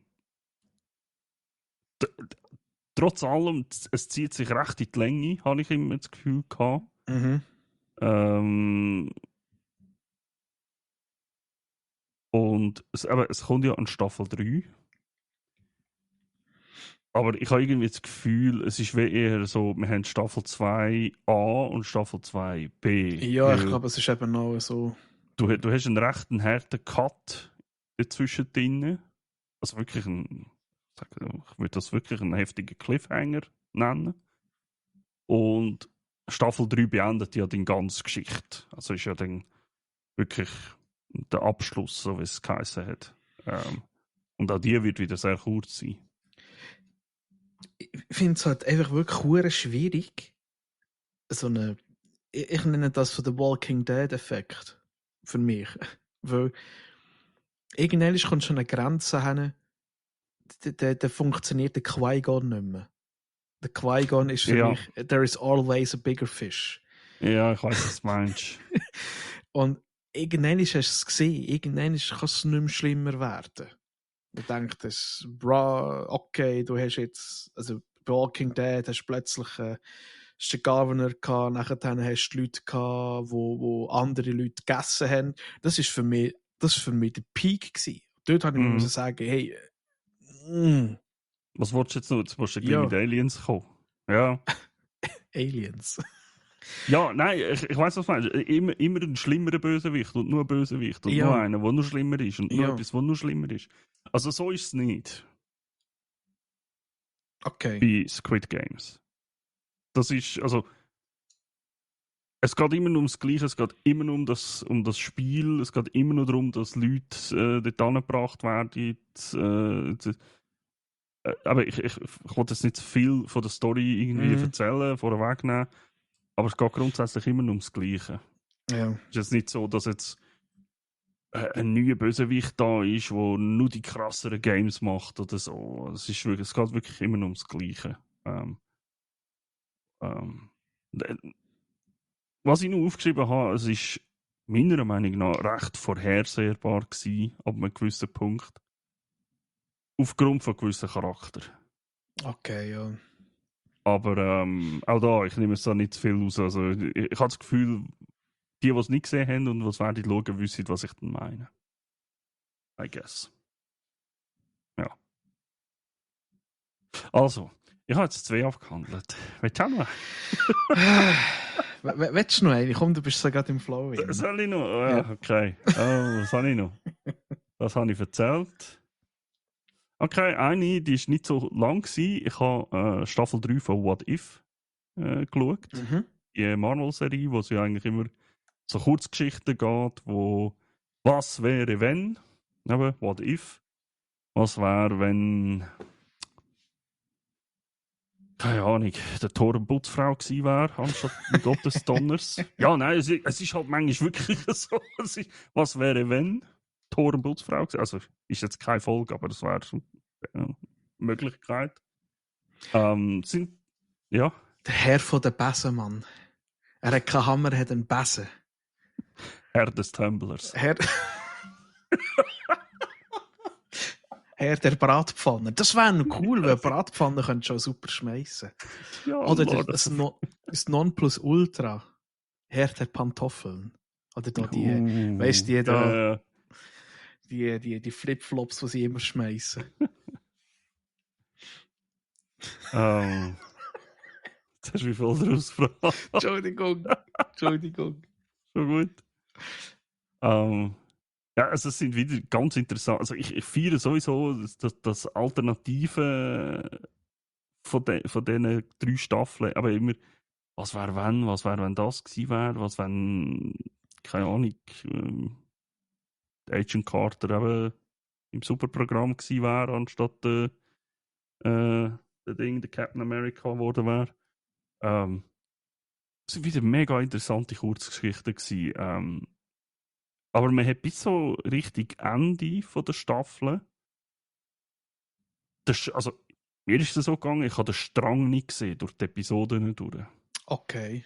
Fast jeder Staffel hat es irgendwann angefangen, dass du merkst, es ist irgendwo immer etwas ein bisschen versteckt gewesen, wo immer mehr hinterführen gekommen ist, bis so gegen das Ende gegangen ist, wo es dann revealed worden ist.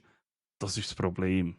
Oder das ist jetzt da, aber der Watcher am Anfang in der ersten Staffel, wo man immer mehr gesehen hat, die Leute werden sich bewusst, hey, ich werde beobachtet. So in der ersten Staffel. Okay. Und er dann plötzlich so, ich weiss noch, gegen Ende ist dann plötzlich so gewesen, da haben sie dann gehört, der hat ja immer, ist ja immer so die Stimme im Hintergrund gewesen, ja, was wäre, wenn sie jetzt das macht? Und dann, wo sich Charaktere in diesen Geschichten dann plötzlich so, wer hat das gesagt? Und so, ja, halt wirklich so bewusst worden sind, da ist jemand und er dann so überrascht war, hast du mich jetzt gehört? Und so einen Strang habe ich vermisst bis recht gegen Ende von der Serie. Okay. Ist jetzt nicht etwas mega Jo. Tragisches, aber es ist einfach so ein bisschen komisch gewesen zum Schauen, weil du hast die Geschichte gesehen und du hast auch gewusst, okay, irgendwann kommt wieder irgend so etwas. Und hast eigentlich immer erwartet, hast immer so den Strang gesucht, irgendwann, so nach 3 Folgen, so, um was geht es jetzt genau? So, am Schluss ist es dann aufgelöst worden, das Ganze, um was es geht und so weiter und so fort. Ist auch mega gut, mega interessant tatsächlich. Ist wahrscheinlich das Ende von What If, so wie die Geschichte erzählt worden ist, weil sie ist in sich eigentlich abgeschlossen. What if it's not the end? What if it's not the end? Ja, ja, es ist unklar, wie es weitergeht. Ja. Aber es ist alles spekuliert und die meisten sagen aber ja, eigentlich nicht, weil die Geschichte ist aber so weit abgeschlossen eigentlich derzeit. Also es ist gut möglich, dass es fertig ist. Okay. Ja. Eben. Aber auch sehr zu empfehlen, wer Marvel und das gerne schaut. Go, gib ihm. Gib ihm. Kommen tatsächlich auch Geschichten vor, die im MCU jetzt zum Beispiel nicht gross erzählt worden sind. Ich nenne jetzt nur mal so Howard the Duck Oh Gott, das zum Beispiel. Der kommt vor. Ja, gut, der kommt ja in einem warmen Ja, Film okay. vor. Ja. Mal kurz. So. Wenn nur Ja, kurz, ja, aber er kommt vor. er kommt vor, das stimmt. Aber es geht nie irgendwie gross um ihn oder so. Nein, Sachen, das ja. stimmt. Das stimmt. Also komm, jetzt habe ich 3 verzapft. Gib ihm. Ich kann Also, noch 3. ich habe eigentlich nur eine, aber ich habe mir jetzt gerade überlegt, ich nehme noch etwas rein, was nicht Okay. visuell ist, sondern nur Audio. Aber ich fange zuerst mal mit etwas an, wo man noch schauen kann. Ich habe mir ernsthaft mal überlegt, ich bin durch Amazon Prime bin ich durch am Zappen gewesen. Da habe ich eine Serie gesehen, da habe ich mir sagen, hey, irgendwie, komm, wir schauen mal rein. Und zwar heisst die The Rig. Und das handelt von einer Bohrinsel. Ah, The Rig. The Rig, Okay, ja. Und da geht es eigentlich darum, ich werde jetzt auch nicht zu viel verraten, aber du siehst in der Vorschau, The Rig, dort handelt es darum, dass es eine Bohrinsel gibt und die wird dann plötzlich von einem komischen Nebel eingehüllt. Da passieren ja ganz komische Sachen. Und ich habe ja angefangen zu schauen und die Serie hat mir zuerst mal einen Vibe gegeben und wir haben müssen sagen, Alter, du musst den Vibe unbedingt abstellen. Du hast einen Computer, eine CGI-Animation gesehen und ich musste sagen, Alter, sieht das scheiße aus. Oh, Aber okay. Haben wir dann zurückerinnert, Lost zum Beispiel, wo mir ja auch mega gefällt, ihre CGI ist auch für einen Rotz gewesen. Gut, das war eine andere Zeit gewesen. Ich will sagen. Aber die Story, okay, ich lasse jetzt mal sein, weil es ist ja eigentlich nur zum etwas zeigen, zum präsentieren. Und da habe ich die weiter geschaut und je länger ich die geschaut habe, desto mehr habe ich mir sagen, Alter, das Ding ist irgendwie gleich spannend, das lässt mich nicht los, ich muss gleich weiter schauen. Und dann ist die erste Staffel da durch gewesen, und da habe ich die zweite Staffel angefangen. Und die zweite Staffel, die erste Staffel ist nicht schlecht gewesen. Ist so ein bisschen so das Aufbauen von einem Fragezeichen, was ist es genau und warum passiert jetzt das mit dem Nebel, warum passieren die Sachen alle dort, so wie es passiert. Und in der zweiten Staffel wird es noch so ein bisschen mehr erklärt. Und ich muss echt sagen, mir hat das völlig fasziniert. Also wenn jemand da draussen wieder mal so ein bisschen auf etwas Mystisches wird, abdriften, kann ich die Serie sehr empfehlen. Es gibt hure viele coole Sachen, wo du nachher, wenn du googeln, das hat es gegeben. Wie zum Beispiel, sie behandeln dort Themen vom Massenaussterben, wo es in der Geschichte von unserem Planeten ein paar Mal gegeben hat, also plötzlich Sachen, die einfach weg sind.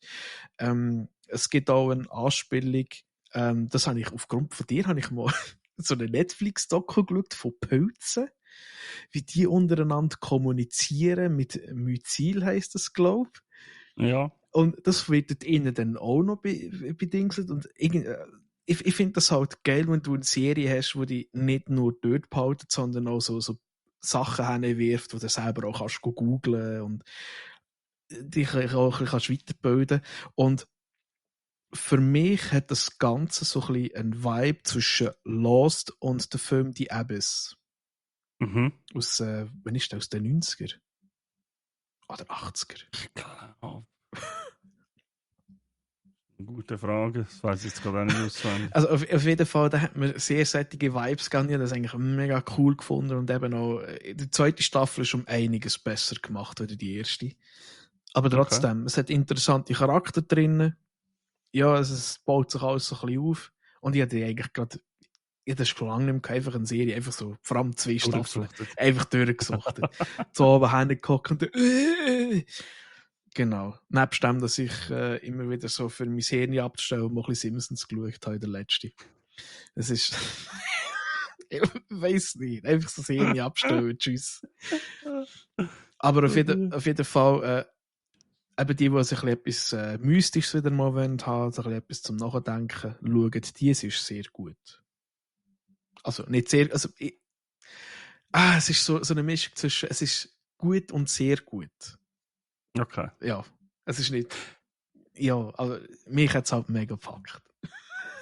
Ich habe mir die tatsächlich mal auf die Watchlist da, aber irgendwie hat es mich nie gepackt, dort anzufangen. Ja, Irgendwie, also der Anfang ist relativ, ja, es ist ein bisschen schwach. Also die erste Ja. Folge ist so ein bisschen, und nachher geht es dann erst mal richtig los. Vor allem habe ich so gefeiert, dass mal wieder eine Serie ist, wo es nicht permanent irgendwie ums Bumsen geht. Entschuldigung, dass ich so muss sagen. Aber mir geht das so auf den Sack. Jede Netflix-Serie, die du schaust, man.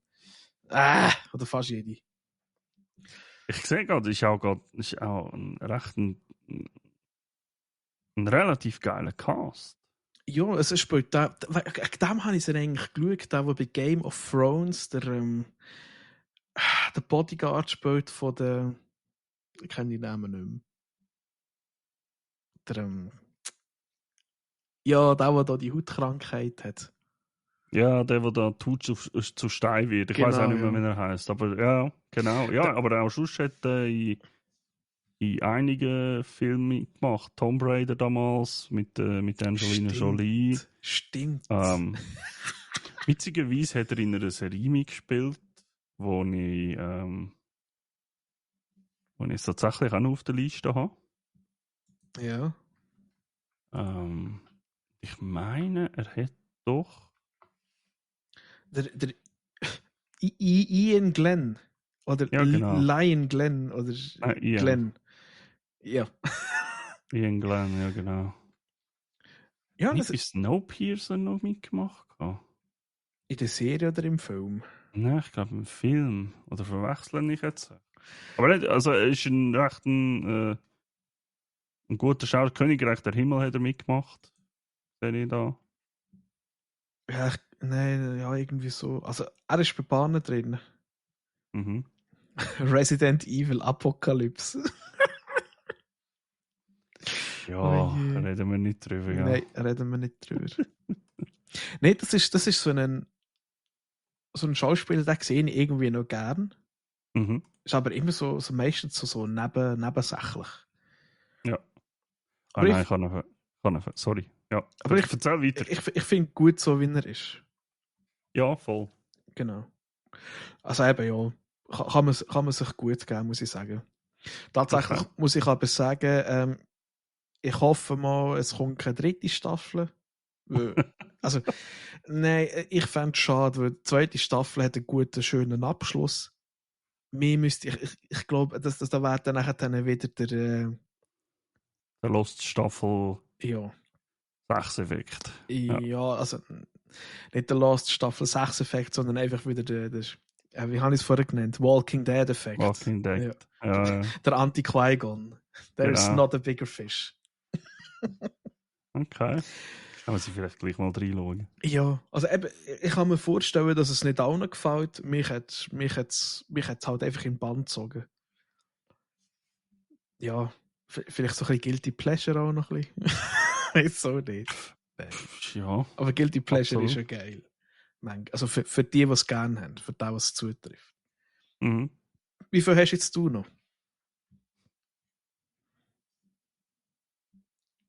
Er schaut. Er scrollt, glaube ich. warte mal, das haben wir gehabt. Okay, ich habe noch 2. Okay, dann machst du noch eine, dann mach ich noch eine, dann du noch eine. Dann sind wir fertig. Gut. Ja. Okay. Also. Ja, ich nehme jetzt gerade die Serie, wo jetzt eben der Ian Glenn auch mitgespielt hat. Und zwar, also in dieser Staffel zwar. Oh, er ist in der auch wieder vorgekommen. Silo. Staffel 2. Ist recht eine underrated Serie, muss ich sagen. Kommt jetzt ein bisschen raus mittlerweile. Es wird immer ein bisschen bekannter bei den Leuten. Ist eine dystopische Sci-Fi-Serie. Geht eben um ein Silo. Die Welt ist kaputt. Die Leute leben in einem Silo, in einem riesigen 144 Stockwerk oder so. Okay. Ja, es geht um Ressourcen und so weiter. Es geht um, ich sage jetzt mal, Regierung in dem Silo, alles drum und dran. Also es ist einfach so ein allgemeiner Take jetzt über die Serie. Und Staffel 2 setzt dort an, wo halt Staffel 1 aufgehört hat. Sie probieren ein bisschen herauszufinden, ja, warum sind wir jetzt eigentlich. Man muss sagen, die Leute sind schon nicht jetzt irgendwie erst seit 5 Jahren oder so in dem Silo, sondern 140 Jahre, glaube ich. Vor 140 Jahren sind die Leute eigentlich ins Silo gekommen oder so. Oder vorher so, viel vorher schon sogar. Und sie probieren herauszufinden, ja, was ist überhaupt passiert. Sie haben so eine Bestrafungsform, dass wenn irgendeiner etwas anstellt, bös gesagt, dann wird er rausgeschickt. Okay. Raus. Kommt ein Anzug über und dann heisst es, ja, kann man schauen, wie weit das kommst. Ich will jetzt nicht zu viel spoilern, das ist jetzt nicht gross gespoilert tatsächlich. Ihr seht dann wieso, wenn ihr es schaut. Ist eine richtig gute Staffel, muss ich sagen. Die Geschichte weitergeführt. Hat einige Fragen. Also, ihr dürft euch nicht wundern, auch wenn ihr jetzt Staffel 1 fertig geschaut habt oder fertig schaut, ihr werdet vielleicht die Hälfte von den Fragen beantwortet haben, die euch gestellt worden sind. Staffel 2 macht es nicht besser. Beantwortet einige Fragen aus Staffel 1. Öffnet aber gleichzeitig noch viele andere. Ja, aber das ist irgendwie in dem Fall auch so ein bisschen Mystery in dem Sinn. Ja, aber durch das, dass die Leute halt schon so lange, über 100, 200 Jahre, glaube oder so, in dem Silo drin sind, probiere ich sie halt herauszufinden. Ja, was ist... Warum eigentlich, oder? Warum eigentlich? Es geht auch immer irgendwie wie so um eine Ordnung. Nennen sie jetzt mal ihre eigene Bibel. Das ist eine Ordnung, wo genau drinnen steht, was muss gemacht werden, wenn was passiert im Silo. Sagen wir jetzt, ist jetzt ein dummes Beispiel.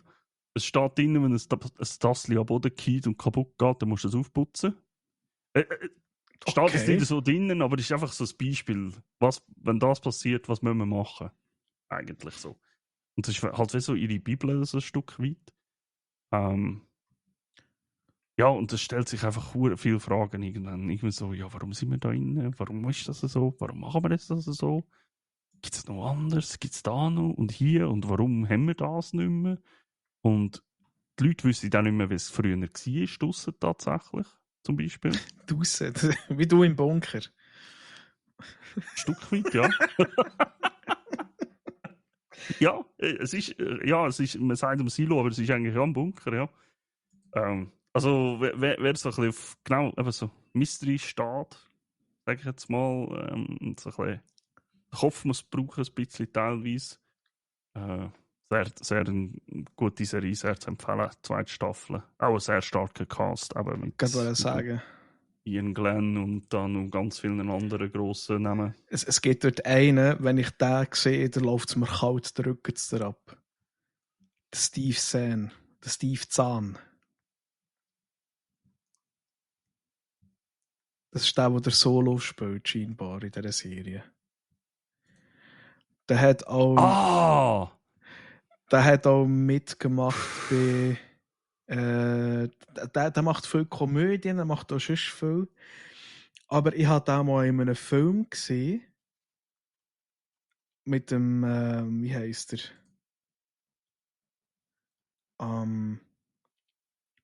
Mit dem Christian Bale. Der Film heißt Rescue Dawn. Ja. Wo sie so in einem, also noch schnell ausschweifen, wo sie so während Kriegszeiten irgendwie in so einem Gefangenenlager sind und dann rauskommen und die C2 sind nachher dann auf der Flucht vor denen. Und da gibt es Szenen drin, wo eben sie sind abgegangen, sie haben nichts auf, sie haben nichts zu fressen, alles, was dort ist, wird sie töten, sei es der Dschungel, sei es die Leute. Und es gibt dort eine Szene, wo er sagt, hey, ich kann nicht mehr laufen, mein Fuß tut weh, oder meine Füße tun weh. Und sie laufen den Barfuß in diesem Dschungel rum. Und der Christian Bale findet, irgendein ist ein Stiefel. Und dann geht er zu einem hin und sagt, hey, welche Hand willst du? Und hat beide Hände auf dem Rücken. Und dann sagt er, ja, ich nehme die linke. Und dann hebt er ihm den Schuh hin. Und der flippt völlig aus, weil er einen Schuh hat, wo er immerhin einen Schuh anlegen kann. Und das ist so Szenen, das brennt sich einfach in dein fucking Hirn rein. Ja. Und seitdem jedes Mal, wenn ich ihn sehe, das ist einfach nur... Also, der Charakter Solo, der ist tatsächlich mega interessant, aber auch hure creepy. Ja. Also, und er spielt halt auch wirklich grandios, muss ich sagen. Also, ist richtig gut. Ja, aber es gibt halt überall so Szenen, wo einem halt einfach bleiben und wenn es nachher dann noch verbindest. Es ist gleich wie bei Event Horizon und Sam Neill. Oh, fucking hell. Den Film müsste ich auch wieder mal schauen. Ey. Ich habe lange nicht mehr gesehen. Ich habe dir mal die DVD, der Blu-ray gegeben von meinem Bruder, die Extended Version. Mit der gelöschten Szene, mit der einen? Nein, aber sie erzählen dort die gelöschten Szenen. Okay. Sie haben mal eine gefunden in einer Mine irgendwann in Amerika, wo irgendeiner das Teil mitgenommen hat und dann in einen Minenschacht abgeschmissen hat, damit es niemand findet. Es ist also es kursiert im Internet und man kann es finden, wenn man will. Aber nicht das Komplette. Nein, einfach die Szenen, die sie rausgeschnitten haben dort. Also, sie haben, glaube ich, irgendwie etwa 6 Szenen oder 7 haben sie rausgeschnitten. Eben sie, in der Dokumentation von diesem Film erzählen sie eben hure viel. Ja. Aber der Film ist, ja, der ist anders. Ich sag's mal so, ich habe einen Ausschnitt aus einer von diesen Szenen gesehen. Und das haben wir gelangt. Ich habe gedacht, ja, Bro, okay, das ist völlig okay. Wenn ihr das nicht rein da habt, ist kein Problem. Meinst du dort, wo der andere aufschnitt? Ja, das es könnte noch sein, ich weiß es nicht mehr. Das ist schon so eine Weile her. Es ist, ja, gut, der Film ist so ein Mysterium. Was dort alles abgegangen ist schwierig. Hey, ohne Scheiß, das ist einer von den wenigen Filme, wo meinen Kopf so richtig kaputt gemacht hat. Yep. Ich habe den geschaut und einfach während dem Schauen, ich habe Schiss gehabt. Yep. Der Film ich bin ist... noch viel jünger, ich weiß nicht mehr, wie alt das ist. Ich denke, mit 12 oder so habe ich den geschaut. Ja, aber es ist so... Ich habe den geschaut und habe gedacht, ja, Bro, das nächste Mal vielleicht nicht. Der Film, ich bin glaube ich nicht 12, aber ja, viel älter bin ich auch, 14, 15 vielleicht. Ja. Ich das erste Mal geschaut. Ich glaube FSK 18 oder 16. Ja. Einmal genug hoch. FSK 25. Ich glaube nicht einmal den längt's. Ich glaube, der tut das ganze Leben einfach auf den Kopf stellen und sagen, schau, alles ist kaputt. Ich glaube auch, es ist einfach, weil ich etwas komplett anderes erwartet habe. Ja. Ich habe halt einen Sci-Fi-Film, oh geil, ja, es geht um ein Raumschiff und so und was und dann kommt das und ja, fuck. Es ist eigentlich Dead Space Spiele zum Vergleichen einfach noch viel schlimmer. Ja. Ohne Monster. Mhm. Ja, feel free to watch. Also, genau. Meine letzte. Deine letzte und nachher meine letzte. Also meine letzte ist tatsächlich nichts Visuelles zum Schauen. ich bin momentan völlig am Umflashen auf Spotify mit Hörspielen.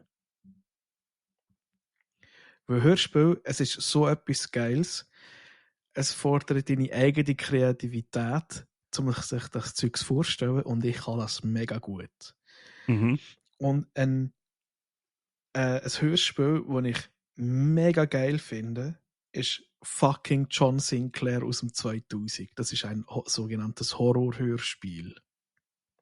Das sagen wir sogar irgendetwas, der Name. Ich glaube, ich habe sicherlich auch schon mal erzählt von dem. Okay, es kann sein, in dem Fall. Ich bin so geflasht von dem Scheiß. Wenn ich am Aufräumen bin, wenn ich am Putzen bin, wenn ich irgendetwas Kleines mache, abgesehen vom Arbeiten, ich höre praktisch andauernd im Moment einfach nur das Hörspiel. Und irgendwie, ich bin auf bei Folge 38 von weiss ich wie viel. Ich glaube 173 Folgen hat es oder so. Und wie lange gehen die? Eine halbe Stunde, 45 Minuten. Ah, okay, doch. Also so wirklich wie eine Fernsehserie einfach. Und das Krasse ist, du hast dort, also es gibt, ich muss sagen, es gibt mehrere Serien. Es gibt eine, die wo neuer ist. Ich lasse die aus dem 2000er und dort ist der, wo du synchronisiert, ist der Kevin Costner synchronisiert im Deutschen. Ich finde, der hat schon eine hure geile Stimme. Und momentan hast du auch Leute, die immer wieder vorkommen, eben plötzlich hörst du so bekannte Stimmen wie der Robert Downey Jr. redet, dann hörst du die von die 3 Fragezeichen plötzlich drin, dann hörst du David Nathan, der praktisch alles Neues, Cooles synchronisiert. Und es kommen immer wieder so neue Leute drin und es ist mega cool, es ist mega spannend.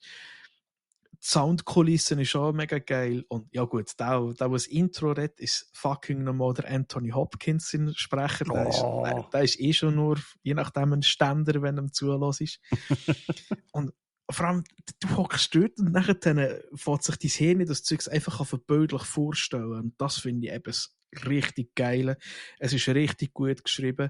Und das Coole ist auch, sie nehmen sich teilweise auch selber auf die Chippe.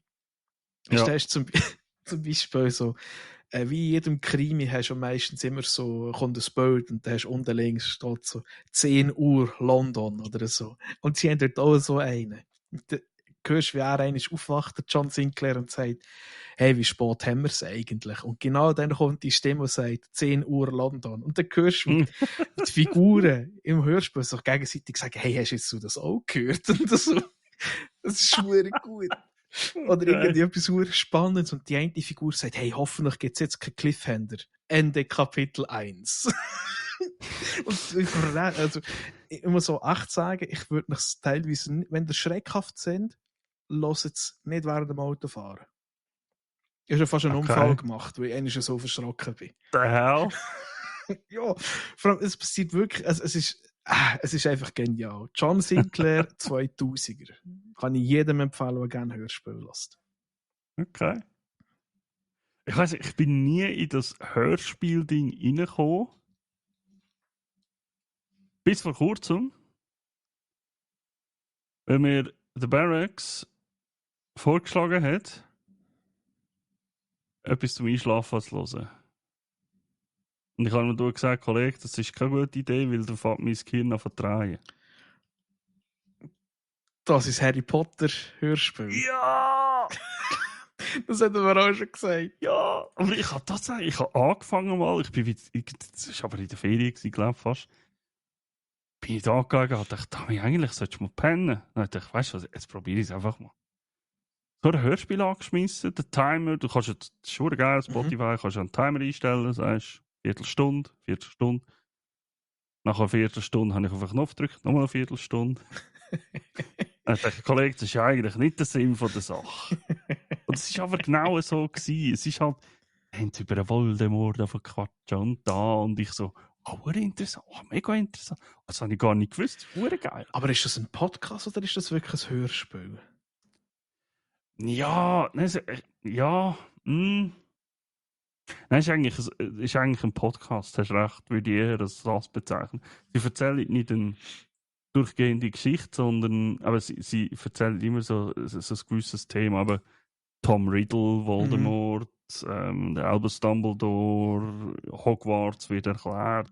Und, es ist eher so. Ja. Ja, es passt natürlich schon. Tom Riddle ist ja ein grosses Fragezeichen in dem Franchise.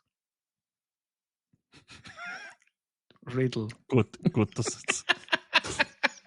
es zu fast einfach lachen und ich nicht muss erklären. Okay, ist gut. Ah, du bist mir einfach too much. Ja, also zwischen in Dad-Joke. Ich meine, wir sind schon wieder bei einer Stunde 50 da in sich. Oh, fuck, wir sind noch nicht einmal bei den Filmen gewesen. Wie viele Filme hast Ja, nur 2. Das hat sich in Grenzen gehalten. du? Okay, ja, 4. Ja, ich habe so viele Serien geschaut, ich habe nicht nur Zeit gehabt, für Filme zu schauen. Ich glaube, wir müssen das irgendwann aufteilen. Du Serie und ich filmen oder so. Keine Ahnung. Ja, je nachdem vielleicht, ja. Aber Hey, dann es erzähl. ist... Also, aber ich habe... meine letzte Serie war Landman, die ich jetzt geschaut habe. Okay. Hat so ein bisschen... Also, vielleicht schnell zur Erklärung, es geht um einen Dude im Herzen von Texas, also im Westen von Texas, so. Im Ölgeschäft. Ich habe es eigentlich beschrieben als ein bisschen Yellowstone-Vibe. Ich habe ja die Serie gefeiert, Yellowstone. Mhm. Aber anstelle von Ross geht es um Öl. Es geht um das Ölgeschäft, es geht um die Ölfirmen, es geht um die Ölbohrstellen und so weiter. Es geht um einen Dude, der eigentlich so, in einem guten Schweizerdeutsch würdest du eigentlich sagen, den Gango würdest du nennen. Der ist einfach dort, der geht von einem Punkt zum anderen, löst das Problem, hier das Problem, das Problem. Zusätzlich kommt seine Familie noch dazu, die irgendwie kaputt, aber gleich nicht ist. Und ja, also es ist ein riesen Trouble teilweise, aber es ist eine richtig gute Serie, richtig gut gemacht, ein richtig krasser Cast im Fall. Hey. Hast du gerade Billy Bob gedacht? Thornton, den kennt man aus Bad Santa 1 und 2. Da der besoffene Santa Claus. Demi Moore kennt man noch. Ein Demi Moore, genau, die muss man wahrscheinlich nicht erklären. Ein John Hamm, den kennt man aus Top Gun Maverick oder auch aus Catch Me. Der Film, wo da die Dudes, die sie Kindheit fangen, spielen. Der hat mitgespielt. Der hat dort mitgespielt, ja. Stimmt.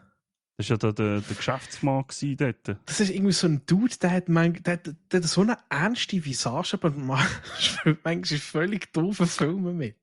Absolut, absolut. Ich habe sogar nachschauen, wo der mitspielt, weil ich hätte es jetzt nicht können einfach so heimtun. Ich glaube, die bekannteste Rolle war in der Serie Mad Men.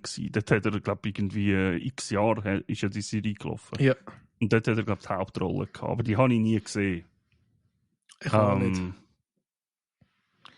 Aber ich kenne ihn aus Top Gun Maverick. Dort hat er halt mitgespielt gehabt. Dort ist er ja der Vorgesetzte vom Maverick eigentlich gewesen dann. Ja, er hat in ein paar Filmen, wir waren Helden und so, hat er auch mitgespielt. Ja. Es ist nicht ein Nobody, es ist ein recht guter Schauspieler, wirklich. Ja, wird wahrscheinlich eine zweite Staffel bekommen, I guess. Ist noch nicht angekündigt, aber es scheint alles so zu sein.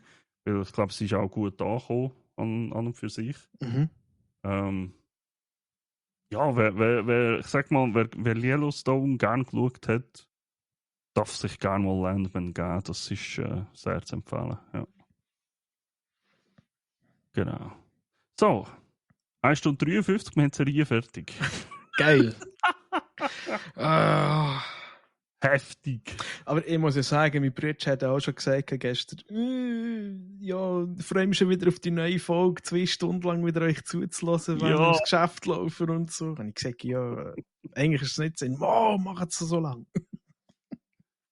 Ja, ich mache mir tatsächlich mittlerweile keine grossen Gedanken. Ich auch nicht. Aber solange es in einem gewissen Rahmen bleibt, ist es voll okay. Genau, aber es ist ein guter Running Gag. Ja. Genau. Und so kann der Faro auch ein bisschen länger im Gym trainieren und uns zuhören. Genau. Und mein Schwager kann mehr als 2,5 Mal ins Geschäft fahren und wieder heim oder so und uns hören. Eben. Schon cool, schon nice. Profitiere ich fast alle davon. Mhm. Ja, bei den Also. bei den Filmen habe ich 4 Stück.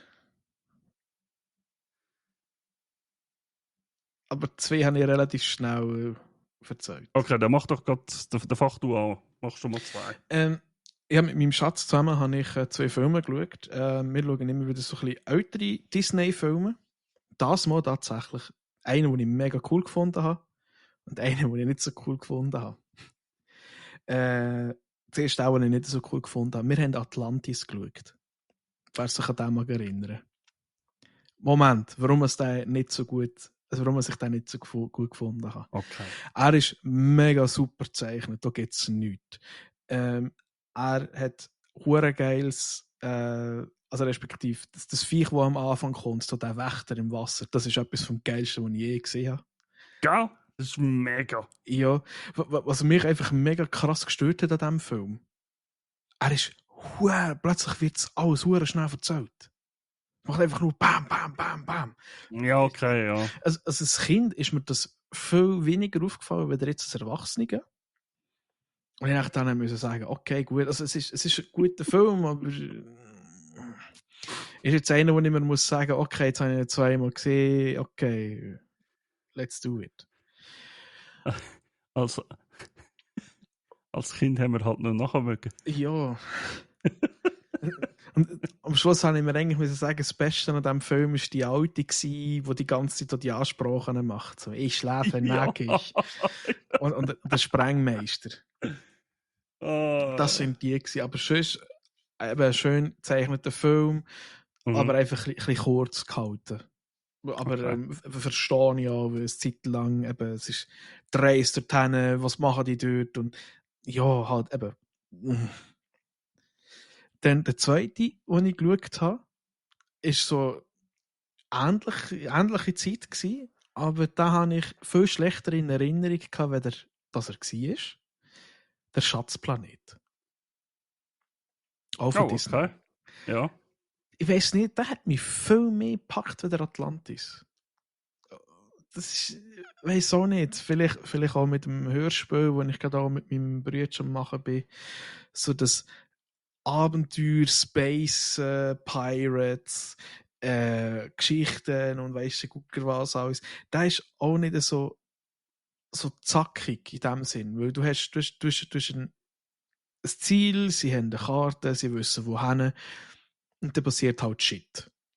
Und ich weiß nicht, der hat mich einfach hure fasziniert. Der war auch so super schön gewesen, eigentlich.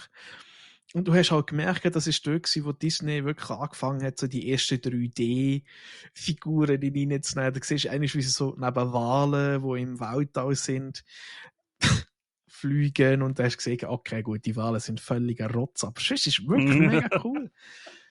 Und das Beste am Schatzplanet war das Viech, das die ganze Zeit nur furzt. Das ist einfach ein Viech, das die ganze Zeit nur furzt. Und das kommuniziert auch so. Ich muss wieder mal schauen. Ich habe tatsächlich beide schon lange nicht mehr gesehen. Ja, eben darum haben wir ihn noch geschaut. Also es war schon ein Film, wo ich mir gesagt habe, warum habe ich den nicht öfters geschaut? Weil eigentlich ist er wirklich cool. Ja. Also ich weiss, ich habe Atlantis damals gefeiert als kleiner Junge. Ich eben auch. Schatzplanet kann sein, dass ich dort einfach vielleicht schon zu alt war, weil der ist nach Atlantis rausgekommen, wenn ich es im richtigen Kopf habe. Ja, ich glaube auch. Also die zwei sind auch relativ nah aufeinander gekommen. Ja. Aber den habe ich auf jeden Fall viel weniger in Erinnerung. Und ich weiss, ich habe den, glaube ich, erst viel, viel später mal gesehen. Der Schatzplanet ist 2002. Ja gut, nein, es ist nur ein Jahr Unterschied, hä? 2-1, 2-2. Okay. Interessant, ja. Aber ich glaube, das ist dort, wo sie... Ja, das ist auch ein eigener Zeichnungsstil, den sie dort hatten. Alles so ein bisschen ähnlich. Aber das ist ja wirklich, glaube ich, schon die letzte Fraktion von wirklich handgezeichneten Filmen, bevor es dann mehrheitlich nur 3D, also computeranimiert war. Und eben, aber es hat Sachen drin, die ich mega schön gefunden habe bei der Schatzplanet. Ja.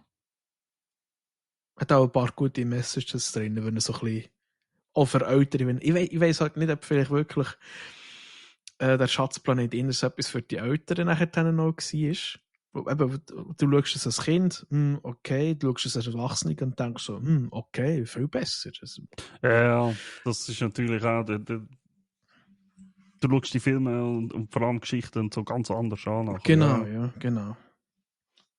Ich habe mir die jetzt gerade aufgeschrieben, dass wir die auch wieder mal anschauen. Ich habe sie wirklich ewig nicht mehr gesehen, beide. Ja. Welchen hast denn du noch geschaut gehabt? Unter einer von diesen zwei? Ich fange jetzt nicht mit meinem Highlight an. Also aber ich habe nur zwei. Ich nehme jetzt nicht mein Highlight. Ich habe Kraven the Hunter geschaut. Der Marvel-Film. Ja, wo man, glaube ich, nicht so viel Gutes liest, aber ich habe mir jetzt überhaupt nicht ein Bild über das gemacht, wo ich muss sagen, hey, ich kann das überhaupt nicht, ich würde es einfach mal schauen. Er wird in den Medien mehr verrissen als... Also, es ist wie mit Star Wars. Marvel wird im Moment so ein bisschen alles, was von Marvel kommt, wird so ein bisschen mit einem Auge so begutachtet und so. Marvel, Scheiße. Ja. Er ist jetzt nicht absolut hyper geil oder weiß ich was. Es ist ein okayer Film. Wenn man es jetzt mit ein paar von der letzten vergleicht, der ist viel besser als Madame Web. Der war ja wirklich nicht gut gewesen. Er ist relativ vorhersehbar tatsächlich, habe ich das Gefühl gehabt. Also ist immer wieder gewusst, okay, jetzt ist das passiert, jetzt wird es auf das und das rauslaufen irgendwo und so weiter. Er hat tatsächlich, meiner Meinung nach, gute Kampfszenen. Wirklich. Also der Hauptdarsteller, wenn er den Charakter, der Craven, überbringt, ist mega gut. CGI, naja. Reden wir nicht drüber. Und der Film, er steht halt ein bisschen für sich selber. Also er hat keine Verbindung zum MCU oder so. Es ist Marvel. Also der Craven gehört zum Marvel-Konsortium da, aber er hat jetzt keine Verbindung zum Marvel Cinematic Universe oder so. Könnte er da theoretisch, aber hat er nicht. Aber ja. Ja, also man kann einmal schauen. Das war's dann auch schon. Ja. Sag's mal so. Also, ist jetzt nicht das Schlechteste, was Marvel in den letzten Jahren rausgebracht hat, tatsächlich. Craven. Genau. Schau ich gerade ein paar Bilder im Google und sehe auf deiner aus der Freddie Mercury. Irgendwie. Auf deinen Comic-Bildern. Ja, auf deinen Comic-Bildern. Auf den Comics. Ja, das könnte vielleicht noch sein. Das könnte vielleicht sein, ja. Aber ja, wieso nicht? Why not? Aber also der Schauspieler, er ist gut gewesen, er hat das gut gemacht, er hat es vernünftig übergebracht, aber wenn ich gesagt habe, Kampfszenen und so, ich habe es gut gefunden. Ich erlaube mir das Urteil darüber. Ich habe so viel Kung-Fu-Film gesehen, bis vor ein paar Jahren, bis keine mehr gemacht haben irgendwann, dass ich muss sagen, ja, doch, das ist sehr vernünftig. Aber CGI, ja. Ja, aber das ist, glaube ich, momentan ein grosses Thema dort hinten. So ein bisschen CGI. Es wird, ja. Ja, es wird einfach keine Zeit mehr geben. Ja. Es ist ja nichts, ja, wie soll ich sagen? Es ist halt schon krass, wenn man immer noch sagt, dass Pirates of the Caribbean 2 mit dem Davy Jones, das sagen viele Animateure, die sagen, das ist immer noch der Peak von CGI gewesen. Ja, ist es aber auch, ja, schau es mal an. Ja, aber die haben dort auch, weil sie die viele Stunden drin investiert. Aber und ich meine, halt. es ist schon nichts, es ist schon auch krass, wenn du überlegst, Terminator, der zweite Teil. Es gibt dort eine Szene, wo er als Flüssige durch das Gitter durchläuft. Ja, das habe ich auch. Wie lange sie für das gebraucht haben. Ja, und das Schlimme ist, viele Leute, die heute mit CGI arbeiten, Profis, die bringen es immer noch nicht hin. Ja.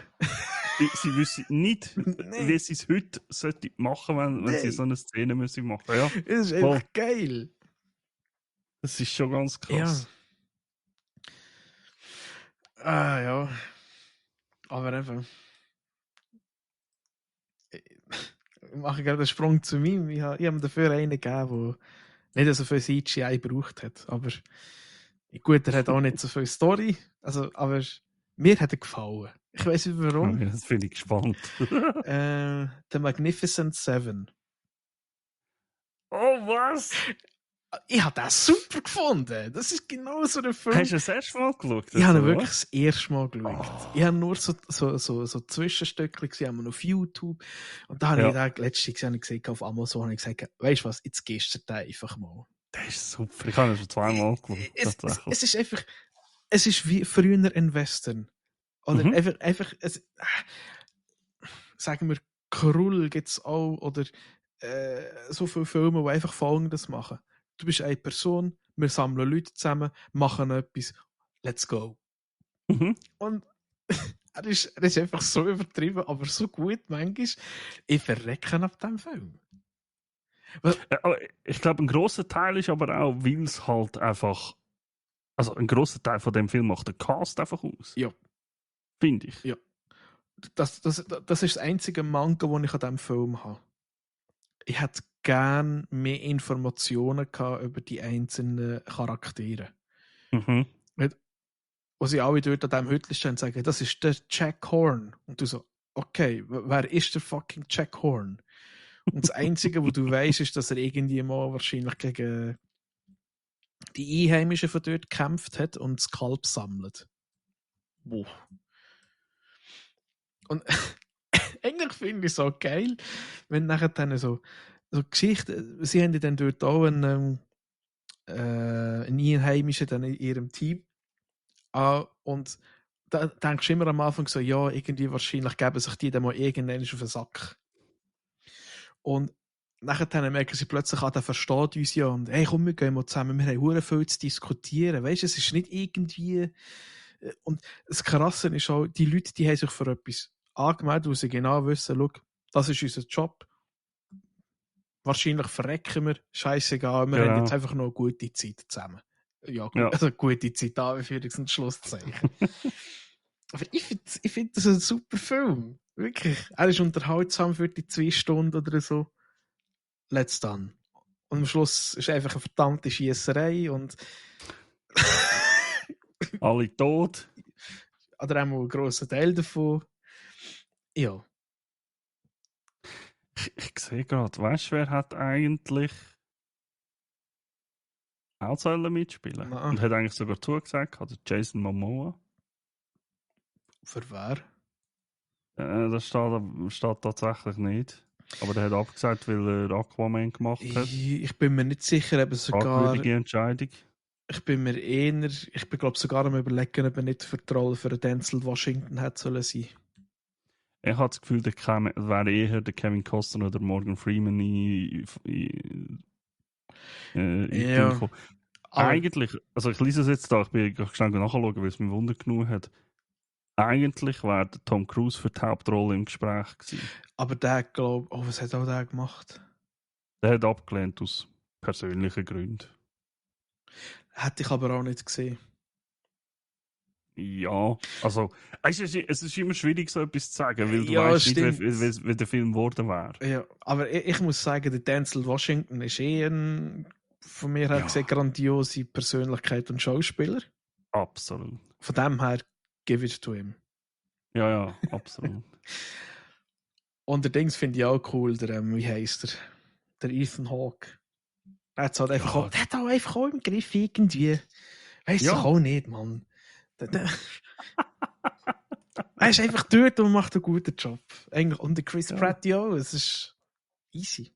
Einfach, ja. Have fun to watch. Aber wie gesagt, es ist einfach ein guter Cast, mit guten Leuten. Also es passt richtig gut, es ist mega gut zum Schauen. Sehr zu empfehlen, ja, voll. Dann hast du, glaube ich, noch einen. Hä? Ich habe noch einen. Und da muss ich sagen, da ist mir ein riesen Stein vom Herzen gefallen und ich habe sogar 1, 2 Tränen verdrückt bei dem Film. Okay. Weil, wenn das in die Hose gegangen wäre, das Jetzt bin ich aber gespannt. hat mir, glaube ich, sehr viel kaputt gemacht, was Film angeht. Ich habe Gladiator 2 geschaut. Ah. Ja. Und Gladiator 1 gehört für mich auch heute noch zu einem der besten Filme, meiner Meinung nach. Also Mhm. ich finde es halt einfach, sei es wegen der Musik, sei es einfach vom Schauspielerischen her, es ist einfach hure gut. Und Gladiator 2, ja, er kommt nicht das Eis an, Das stimmt, ja. macht aber nichts. Nein. Es ist trotz allem ein unglaublich guter Film mit unglaublich guten Kampfszenen. Oh Es ja. war richtig geil, denen Ja. zuzuschauen. Sind wir ehrlich, du merkst halt einfach, dass der fucking Pedro Pascal einfach Erfahrung hat mit dem Hurenzeug. Ja, voll. Und warum ich so 1, 2 Mal so ein bisschen Tränen verdrückt habe, ist, es hat Hure und ich bin gerade wieder ein bisschen emotional, ohne Scheiß, jetzt so schöne Referenzen zum Vorgänger gehabt. Ja. Wenn sie die Geschichte um Maximus wieder reingebracht haben und ich will nicht spoilern, der Film ist zu neu, aber ihr werdet verstehen, warum ich gerade so ein bisschen mit Wort, ich suche die Worte, um euch das zu erklären. Wie sie den Maximus wieder reingebracht haben, er ist ja im ersten Film gestorben, das ist ja kein Geheimnis. Was? Ja, der ist Film nicht gesehen? Ja, wenn ihr den nicht gesehen habt, kann ich euch sagen, ist euch nicht mehr zu helfen. Aber wenn sie den wieder ein bisschen, die Geschichte, oder, wie soll ich sagen, Ich glaube, das Vermächtnis reingebracht haben vom Maximus. Boah, also, ich bin einfach dort gehockt und ich hatte Gänsehaut gehabt, immer wieder. Also mir So ist gut. schon das erste Mal Gänsehaut gewesen, so gerade am Anfang. Ich kann jetzt zum Blackjack etwas zeigen, wo dir nicht gesagt. Ja, ja. Wo ich genau Oh. gewusst habe, okay, ich bin wieder daheim. Ja, voll. Hey, ich habe instant gewusst, auch, wer das ist. 100 Instant. Ich habe gedacht, okay, das muss er sein. Ja. Es gab fast nicht anders. Und dann nachher aber die ganze Geschichte zu sehen, so ein bisschen, wie sie erzählt worden ist, was passiert ist in der Zwischenzeit. Mhm. Und ich finde es auch wirklich gut, dass sie in vielen Orten wieder die gleichen Schauspieler genutzt haben wie damals. Das stimmt, Das ja. wirklich in gewisse Charaktere wirklich wieder die von. Es kommen wirklich auch einige vor von damals. Der Zeitunterschied zwischen dem Gladiator 1 und 2 ist nicht riesig. Und durch das kommen halt effektiv dann auch wieder Charaktere vor, die im 1 vorkommen sind. Und nur schon das ist einfach unglaublich gut, dass die Leute sagen, hey, ich mache das wieder, ich mache den Charakter wieder. Ja. Es ist, und ja, Pedro Pascal spielt einen neuen Charakter, den hat es vorher nicht gegeben. Absolut grandios. Richtig gut. Ja, eben, also sie haben sich wirklich, also ich muss auch müssen sagen, eben, wie du sagst, er kommt nicht als eins hin, aber sie haben einen verdammt guten Job gemacht. Ja, voll. Genau. Das ist wirklich... Also, schau ich den Film. Schau ich den Film. Und sind wir ehrlich, ist ja kein Wunder, wer spielt schon noch mit? Fucking Denzel Washington, der, den wir vorher schon gesagt haben. Ja. In einer absolut also, hey, selten so eine geile Rolle gesehen von ihm. Ja, das stimmt. Also klar, man kann jetzt da Equalizer und so, ist auch mega gut. Oder auch, wie hat er jetzt geheißen? Man Under Fire, Training Day, absolut Das ist erwähnenswert. das ist so ein bisschen das andere. Sag mal einen Film, der nicht gut ist mit ihm.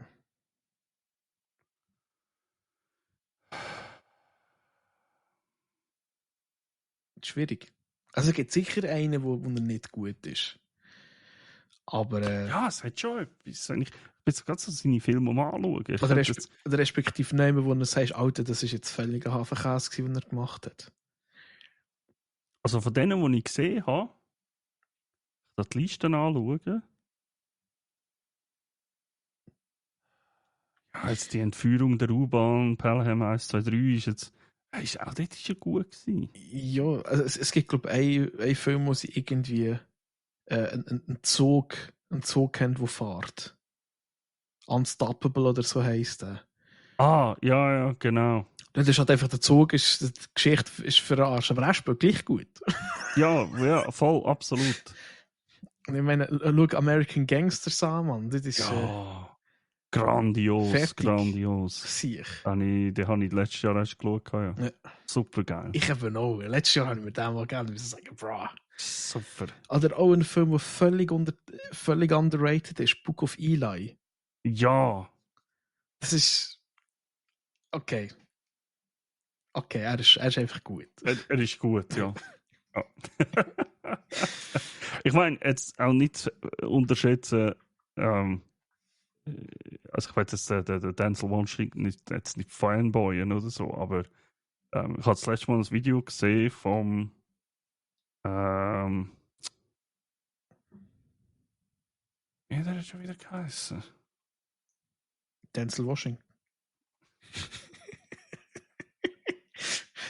Nein, nicht von Denzel Washington. Also er ist auch vorgekommen. Nein, ein Rede vom mittlerweile verstorbenen Chadwick Boseman, der Black Panther Darsteller, wo ich glaube, der hat irgendeinen Preis gewonnen gehabt und so und dann ist oder ist es vielleicht sogar um den Denzel gegangen, ich weiß nicht mehr. Auf jeden Fall hat er eine Rede gehalten dort, der Chadwick Boseman. Und dann hat er unter anderem auch den Denzel Washington erwähnt und es ist einem eigentlich gar nicht so bewusst, aber was der was der in Hollywood gemacht hat als farbiger Schauspieler, weißt du, was der für alle farbigen Schauspieler erreicht hat? Weg geöffnet hat durch das, dass er einfach sich nicht hat unterdrücken, sondern gesagt hat, hey, nein, ich mache es jetzt so und Ja. nein, nicht so und so. Das ist unglaublich. Also das ist in Hollywood jemand, wo musst wahrscheinlich sehr hoch haben. Also unglaublicher Schauspieler, unglaubliche Person. Ja. Hat auch immer eine gewisse Ausstrahlung, egal eben, was er auch spielt jetzt, oder ja. Mhm. Ja, voll. Eben. Also, ich finde eine coole Persönlichkeit. Das ist das, was man von ihm sieht. Ja, natürlich. Genau. Aber ja. Genau. Ja, das ist so tatsächlich mein grösstes Highlight. Nach Dune Prophecy oder eigentlich sogar vor Dune Prophecy das grösste Highlight gewesen, das ich jetzt im Moment geschaut habe. Das ist Gladiator 2. Ich liebe es. Und ich habe mir überlegt, ob ich jetzt verdammt nochmal endlich mal dort hingehe. Rome. Ja, Rom, aber auch zu diesen Feldern zum Beispiel. Ah, okay. Es gibt halt, die Bäume stehen noch alle dort und alles und ich habe das letzte Mal so ein Video gesehen, wo einer da war. Ich dachte, eigentlich muss man einfach mal dort hingehen. Aber wenn du Das ist so schön. wenn du nach Rom gehst oder im Vatikan oder was auch immer, nimm dann einfach nur die Hut mit. He? Vielleicht findest du schon irgendwelche Katakomben.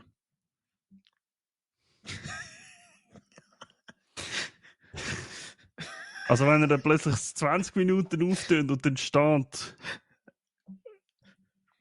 fast 40-jähriger Mann auf Dächern im Vatikan verhaftet, dann wisst ihr, der Jack ist der gewesen. Ja, gut, es ist die Frage wegen Indiana Jones oder wegen Assassin's Creed? Sag's mal so, wenn ich auf dem Dach verhaftet, wenn es steht auf Dächern verhaftet, dann wegen Indiana. Wenn ich in einem Heuhaufen verhaftet worden bin, dann wegen Assassin's Creed. Laufst du einfach so neben einem Heuhaufen vorbei, dann hörst du Psst, hey. Ja, genau. Oh, ich hätte das Cosplay im Fall. Du gehst einfach als Ich als gehe als Heuhaufen. Heuhaufen. Und dann bleibe ich einfach so mega stehen und so. Psst. Oh mein Gott. Oh Mann. Ja, dann Ah, merkst du, wir schon wieder zu 2 Stunden und 20 Minuten, Mann. Ja. Also, der Verzeihung noch der letzte, Ja. wo wir gestern geschaut haben, ich und mein Bruder. Ah, ist das wieder einer von denen, Ah, wo er euch immer die dümmsten Filme aussucht? ja, also, nein, eigentlich, wir haben das Kind. Ich muss ein bisschen ausholen. Ich probiere mich kurz zu halten. Wer, du und die Brüder? Ja. Also, nein, kurz zu halten, wo die Brüder und die jung waren. Aha. Wir haben irgendwann, ich glaube, an Weihnachten oder so kurz vor Weihnachten haben wir einen Film geschaut. Und der hat geheissen Mäusejagd. Kennst du den? Mhm. Und wir haben dann nachher immer wieder mal geschaut, was da im Fernsehen gekommen ist. Und irgendwie letzte, ich glaube, auch die Weihnachten oder auch früher haben wir mal gedacht, Alter, ich will den wieder mal sehen, aber du findest den nie. Du hast den nie auf irgendwelchen Plattformen und sonst. Und dann hat uns der zur Mutter, glaube ich, auf Neujahr oder auf Weihnachten geschenkt. Ich weiß es nicht mehr. Ich glaube, auf Neujahr. Okay. Und dann haben wir den gestern geschaut. Ey, ich habe gar nicht gewusst, wie makaber das der Film ist. Ich meine, der Film fängt an und es ist eine fucking Beerdigung. Wo, es passiert nur Scheiß, wo am Anfang dann der Sarg, wo ihr toter Vater drinnen liegt, plötzlich runterfällt und der Vater spickt es dann raus aus dem Sarg, geht in ein Stollenloch und verschwindet. Und mir so, what the fuck? Ein ziemlich makaberer Humor, aber es war genau das, was mir, wo mir gefallen hat. Und ey, ich habe gestern wieder so viel gelacht wie schon lange nicht mehr, nur wegen diesem Scheissfilm. Es ist. Als Kind einer von meinen Lieblingsfilmen gewesen. Und heutzutage kommt er ziemlich gut auf die Liste auch drauf, von so besten Filmen, die ich als Kind geschaut habe. Und es ist einfach nur silly. Auch zum Beispiel der Christopher Walken spielt dort auch mit. Der spielt dort so einen Mausjäger. Oder so einen. Ja. Ey, nur Scheiße, Mann. Nur Scheiße, was dort in diesem Film passiert. Und das Geile ist, es gibt hure viele Referenzen, wo irgendwie am Anfang heisst, ja, sie haben ja das Haus, respektive eben, sie verlieren ja alles. Und das Einzige, was sie haben, ist das Haus, wo gestanden ist, scheinbar, man hat den ehemaligen Besitzer auf dem Dachboden in einer Truhe gefunden. Tot. Und du so, okay, easy, ja, weiss ja auch nicht, was da passiert ist. Und nachher, wo sie den Christopher Walken aus dem Haus raustragen, weil die Maus so kaputt gemacht hat, heisst es auch, ja, wo hat er ihn gefunden? Ja, auf dem Dachboden in einer Truhe innen. Also, wenn du verknüpft ist, kannst du eigentlich denken, Scheiße, die Maus bringt einfach Leute um. Leute um, ja. Das ist so gut. Ah, ne, also, das sind immer so viele, auf die freue ich mich an. So richtig dumm. Aber ich finde es geil, dass er so Zeugs, dass er euch einfach so gesagt hat, und wir schauen einfach jetzt immer so solche Filme. Ja. Einfach so alte Filme, dumme Filme. Ja. Let's do it. Es erinnert mich so, das hast du sicher, kennst du Schläferz? Nein, das hat mir jetzt gerade gar nichts. Schläferz war eine Fernsehsendung. Ich weiß nicht, ich glaube gar nicht mehr. Schläferz ist die Abkürzung für schlechteste Filme aller Zeiten. Das ist auch nicht schlecht. Und das ist, dort hat es halt wirklich alle genau so Zeug, so richtige Scheiß-Film vorgestellt. Und ihr könnt euch einfach mal die Listen angehen dort und die anfangen durchschauen. Ich meine, Staffel 1 von Schläferz fährt da mit dem Film Super Shark. Ich muss nicht einmal reinschauen. Ich weiss wahrscheinlich, für einen Scheissdreck was das wird sein. Vor allem, du siehst Film. Titanic 2, die Rückkehrer. What the fuck? Ja. Zwiebelcheck räumt auf. Der Zwiebelcheck. Orks, sie Einfach kommen, so um uns alle zu töten. Holy einfach crap. So Zeugs, hey. Der Zwiebelcheck. Aber was da drinnen haben, wo ich dann muss sagen, ja, das finde ich jetzt nicht so geil. Sharknado. Ja. Nein, das kann ich verstehen. Aber die haben Knight Rider 2000 auf der Liste. Ja, den Film nie Fucking gesehen. Knight Rider 2000 haben sie auf der Liste. Wie kann man einen Film mit dem fucking The Hoff auf die Liste setzen? Das verstehe ich nicht. Das geht nicht. Gibt es ein paar Filme, die sind noch ein bisschen grenzwertig. Hentai Kamen. Ja, Aber ich glaube, das ist sicherlich etwas, wo man sich auch mal ein bisschen zur Rote kann ziehen für so Zeug. ja, für euch zwei absolut. Wenn ihr genau so Zeugs. Gehen einfach mal die Liste durch. Dann die mal abarbeiten. Ja. Haben sehr viel gemacht. 12 Staffeln. Tatsächlich. Krass. 2021. Oh, das läuft sogar noch. Staffel Kannst du 12 sagen? ist letztes Jahr gelaufen. Krass. Hätte ich nicht gedacht. Krass. Okay. Und die Zahlen sind ja gar nicht mal so schlecht. Weißt du, wie viel Zielgruppe, wie viel von der Zielgruppe als schauen? Ja. Und so. Also Quote, Einschaltquote ist echt stabil. Der Uwe Boll übersandte Tele5 anlässlich der ersten Staffel eine Videobotschaft, in der er sich bedankt, dass keiner seiner eigenen Filme gezeigt werde. Fucking Uwe Boll. Das ist Das ist aber nicht schlecht. Hey, vielen Dank, dass ihr meine Filme da nicht draufgenommen habt. Ja, super. Mann. Oh, Mann. Ai. Haben wir schon noch etwas? Check. Ich glaube nicht, nein. Ich glaube nicht, hä? Ich glaube, wir sind wieder gut drinnen mit 2 Stunden und 26 Minuten. Fast 25 Wenn wir Minuten. jetzt noch 15 Sekunden warten, sind wir genau fertig. Ja. Wir können uns noch einmal bei allen bedanken, die uns jedes Mal zulassen. Genau, Und, vielen lieben Dank. bis zum nächsten Mal wieder. Und vergesst nicht, Instagram, überall, auch wenn ihr uns irgendwie, wenn ihr Filmvorschläge habt, irgendetwas, was wir vielleicht nie erwähnt haben oder Genau, nie ja. gekommen ist oder so, dann sagt ihr, hey, das müsst ihr unbedingt mal schauen oder auch Serien oder so. Schickt uns auf Instagram eine Nachricht, haut auf Spotify einen Kommentar oder auf YouTube rein. Ihr könnt es auch am Ullen oder mir direkt schicken. Genau. Wir haben eine E-Mail-Adresse, Fax und so haben wir das nicht mehr, da sind wir ein bisschen moderner geworden, aber... Wir haben jeweils einen Discord-Server, wo ihr uns auch könnt, Genau. Themen schicken oder sonst irgendetwas. Also wir sind da free for all. Oder fürs meiste Genau. Oder auch sonst, wenn ihr irgendwelche Anmerkungen habt, hey, könnt ihr mal so ein Special machen oder so. Haut einfach, wir haben natürlich selber auch ein bisschen Ideen, wir sind da so ein paar Sachen dran. Aber ja. Genau. It's always ongoing. Und jetzt haben wir aus 15 Sekunden fucking 15 Sekunden eine Minute gemacht. Wenn wir jetzt... Machen wir 2 Minuten 30 draus. Hä? 2 Minuten 30. 2 Stunden und 30 Minuten. Siehst, ich habe schon wieder 10 Sekunden totgeschlagen. Ich bin produktiv. Du bist sehr produktiv. Du bist unglaublich produktiv. Ey, immer.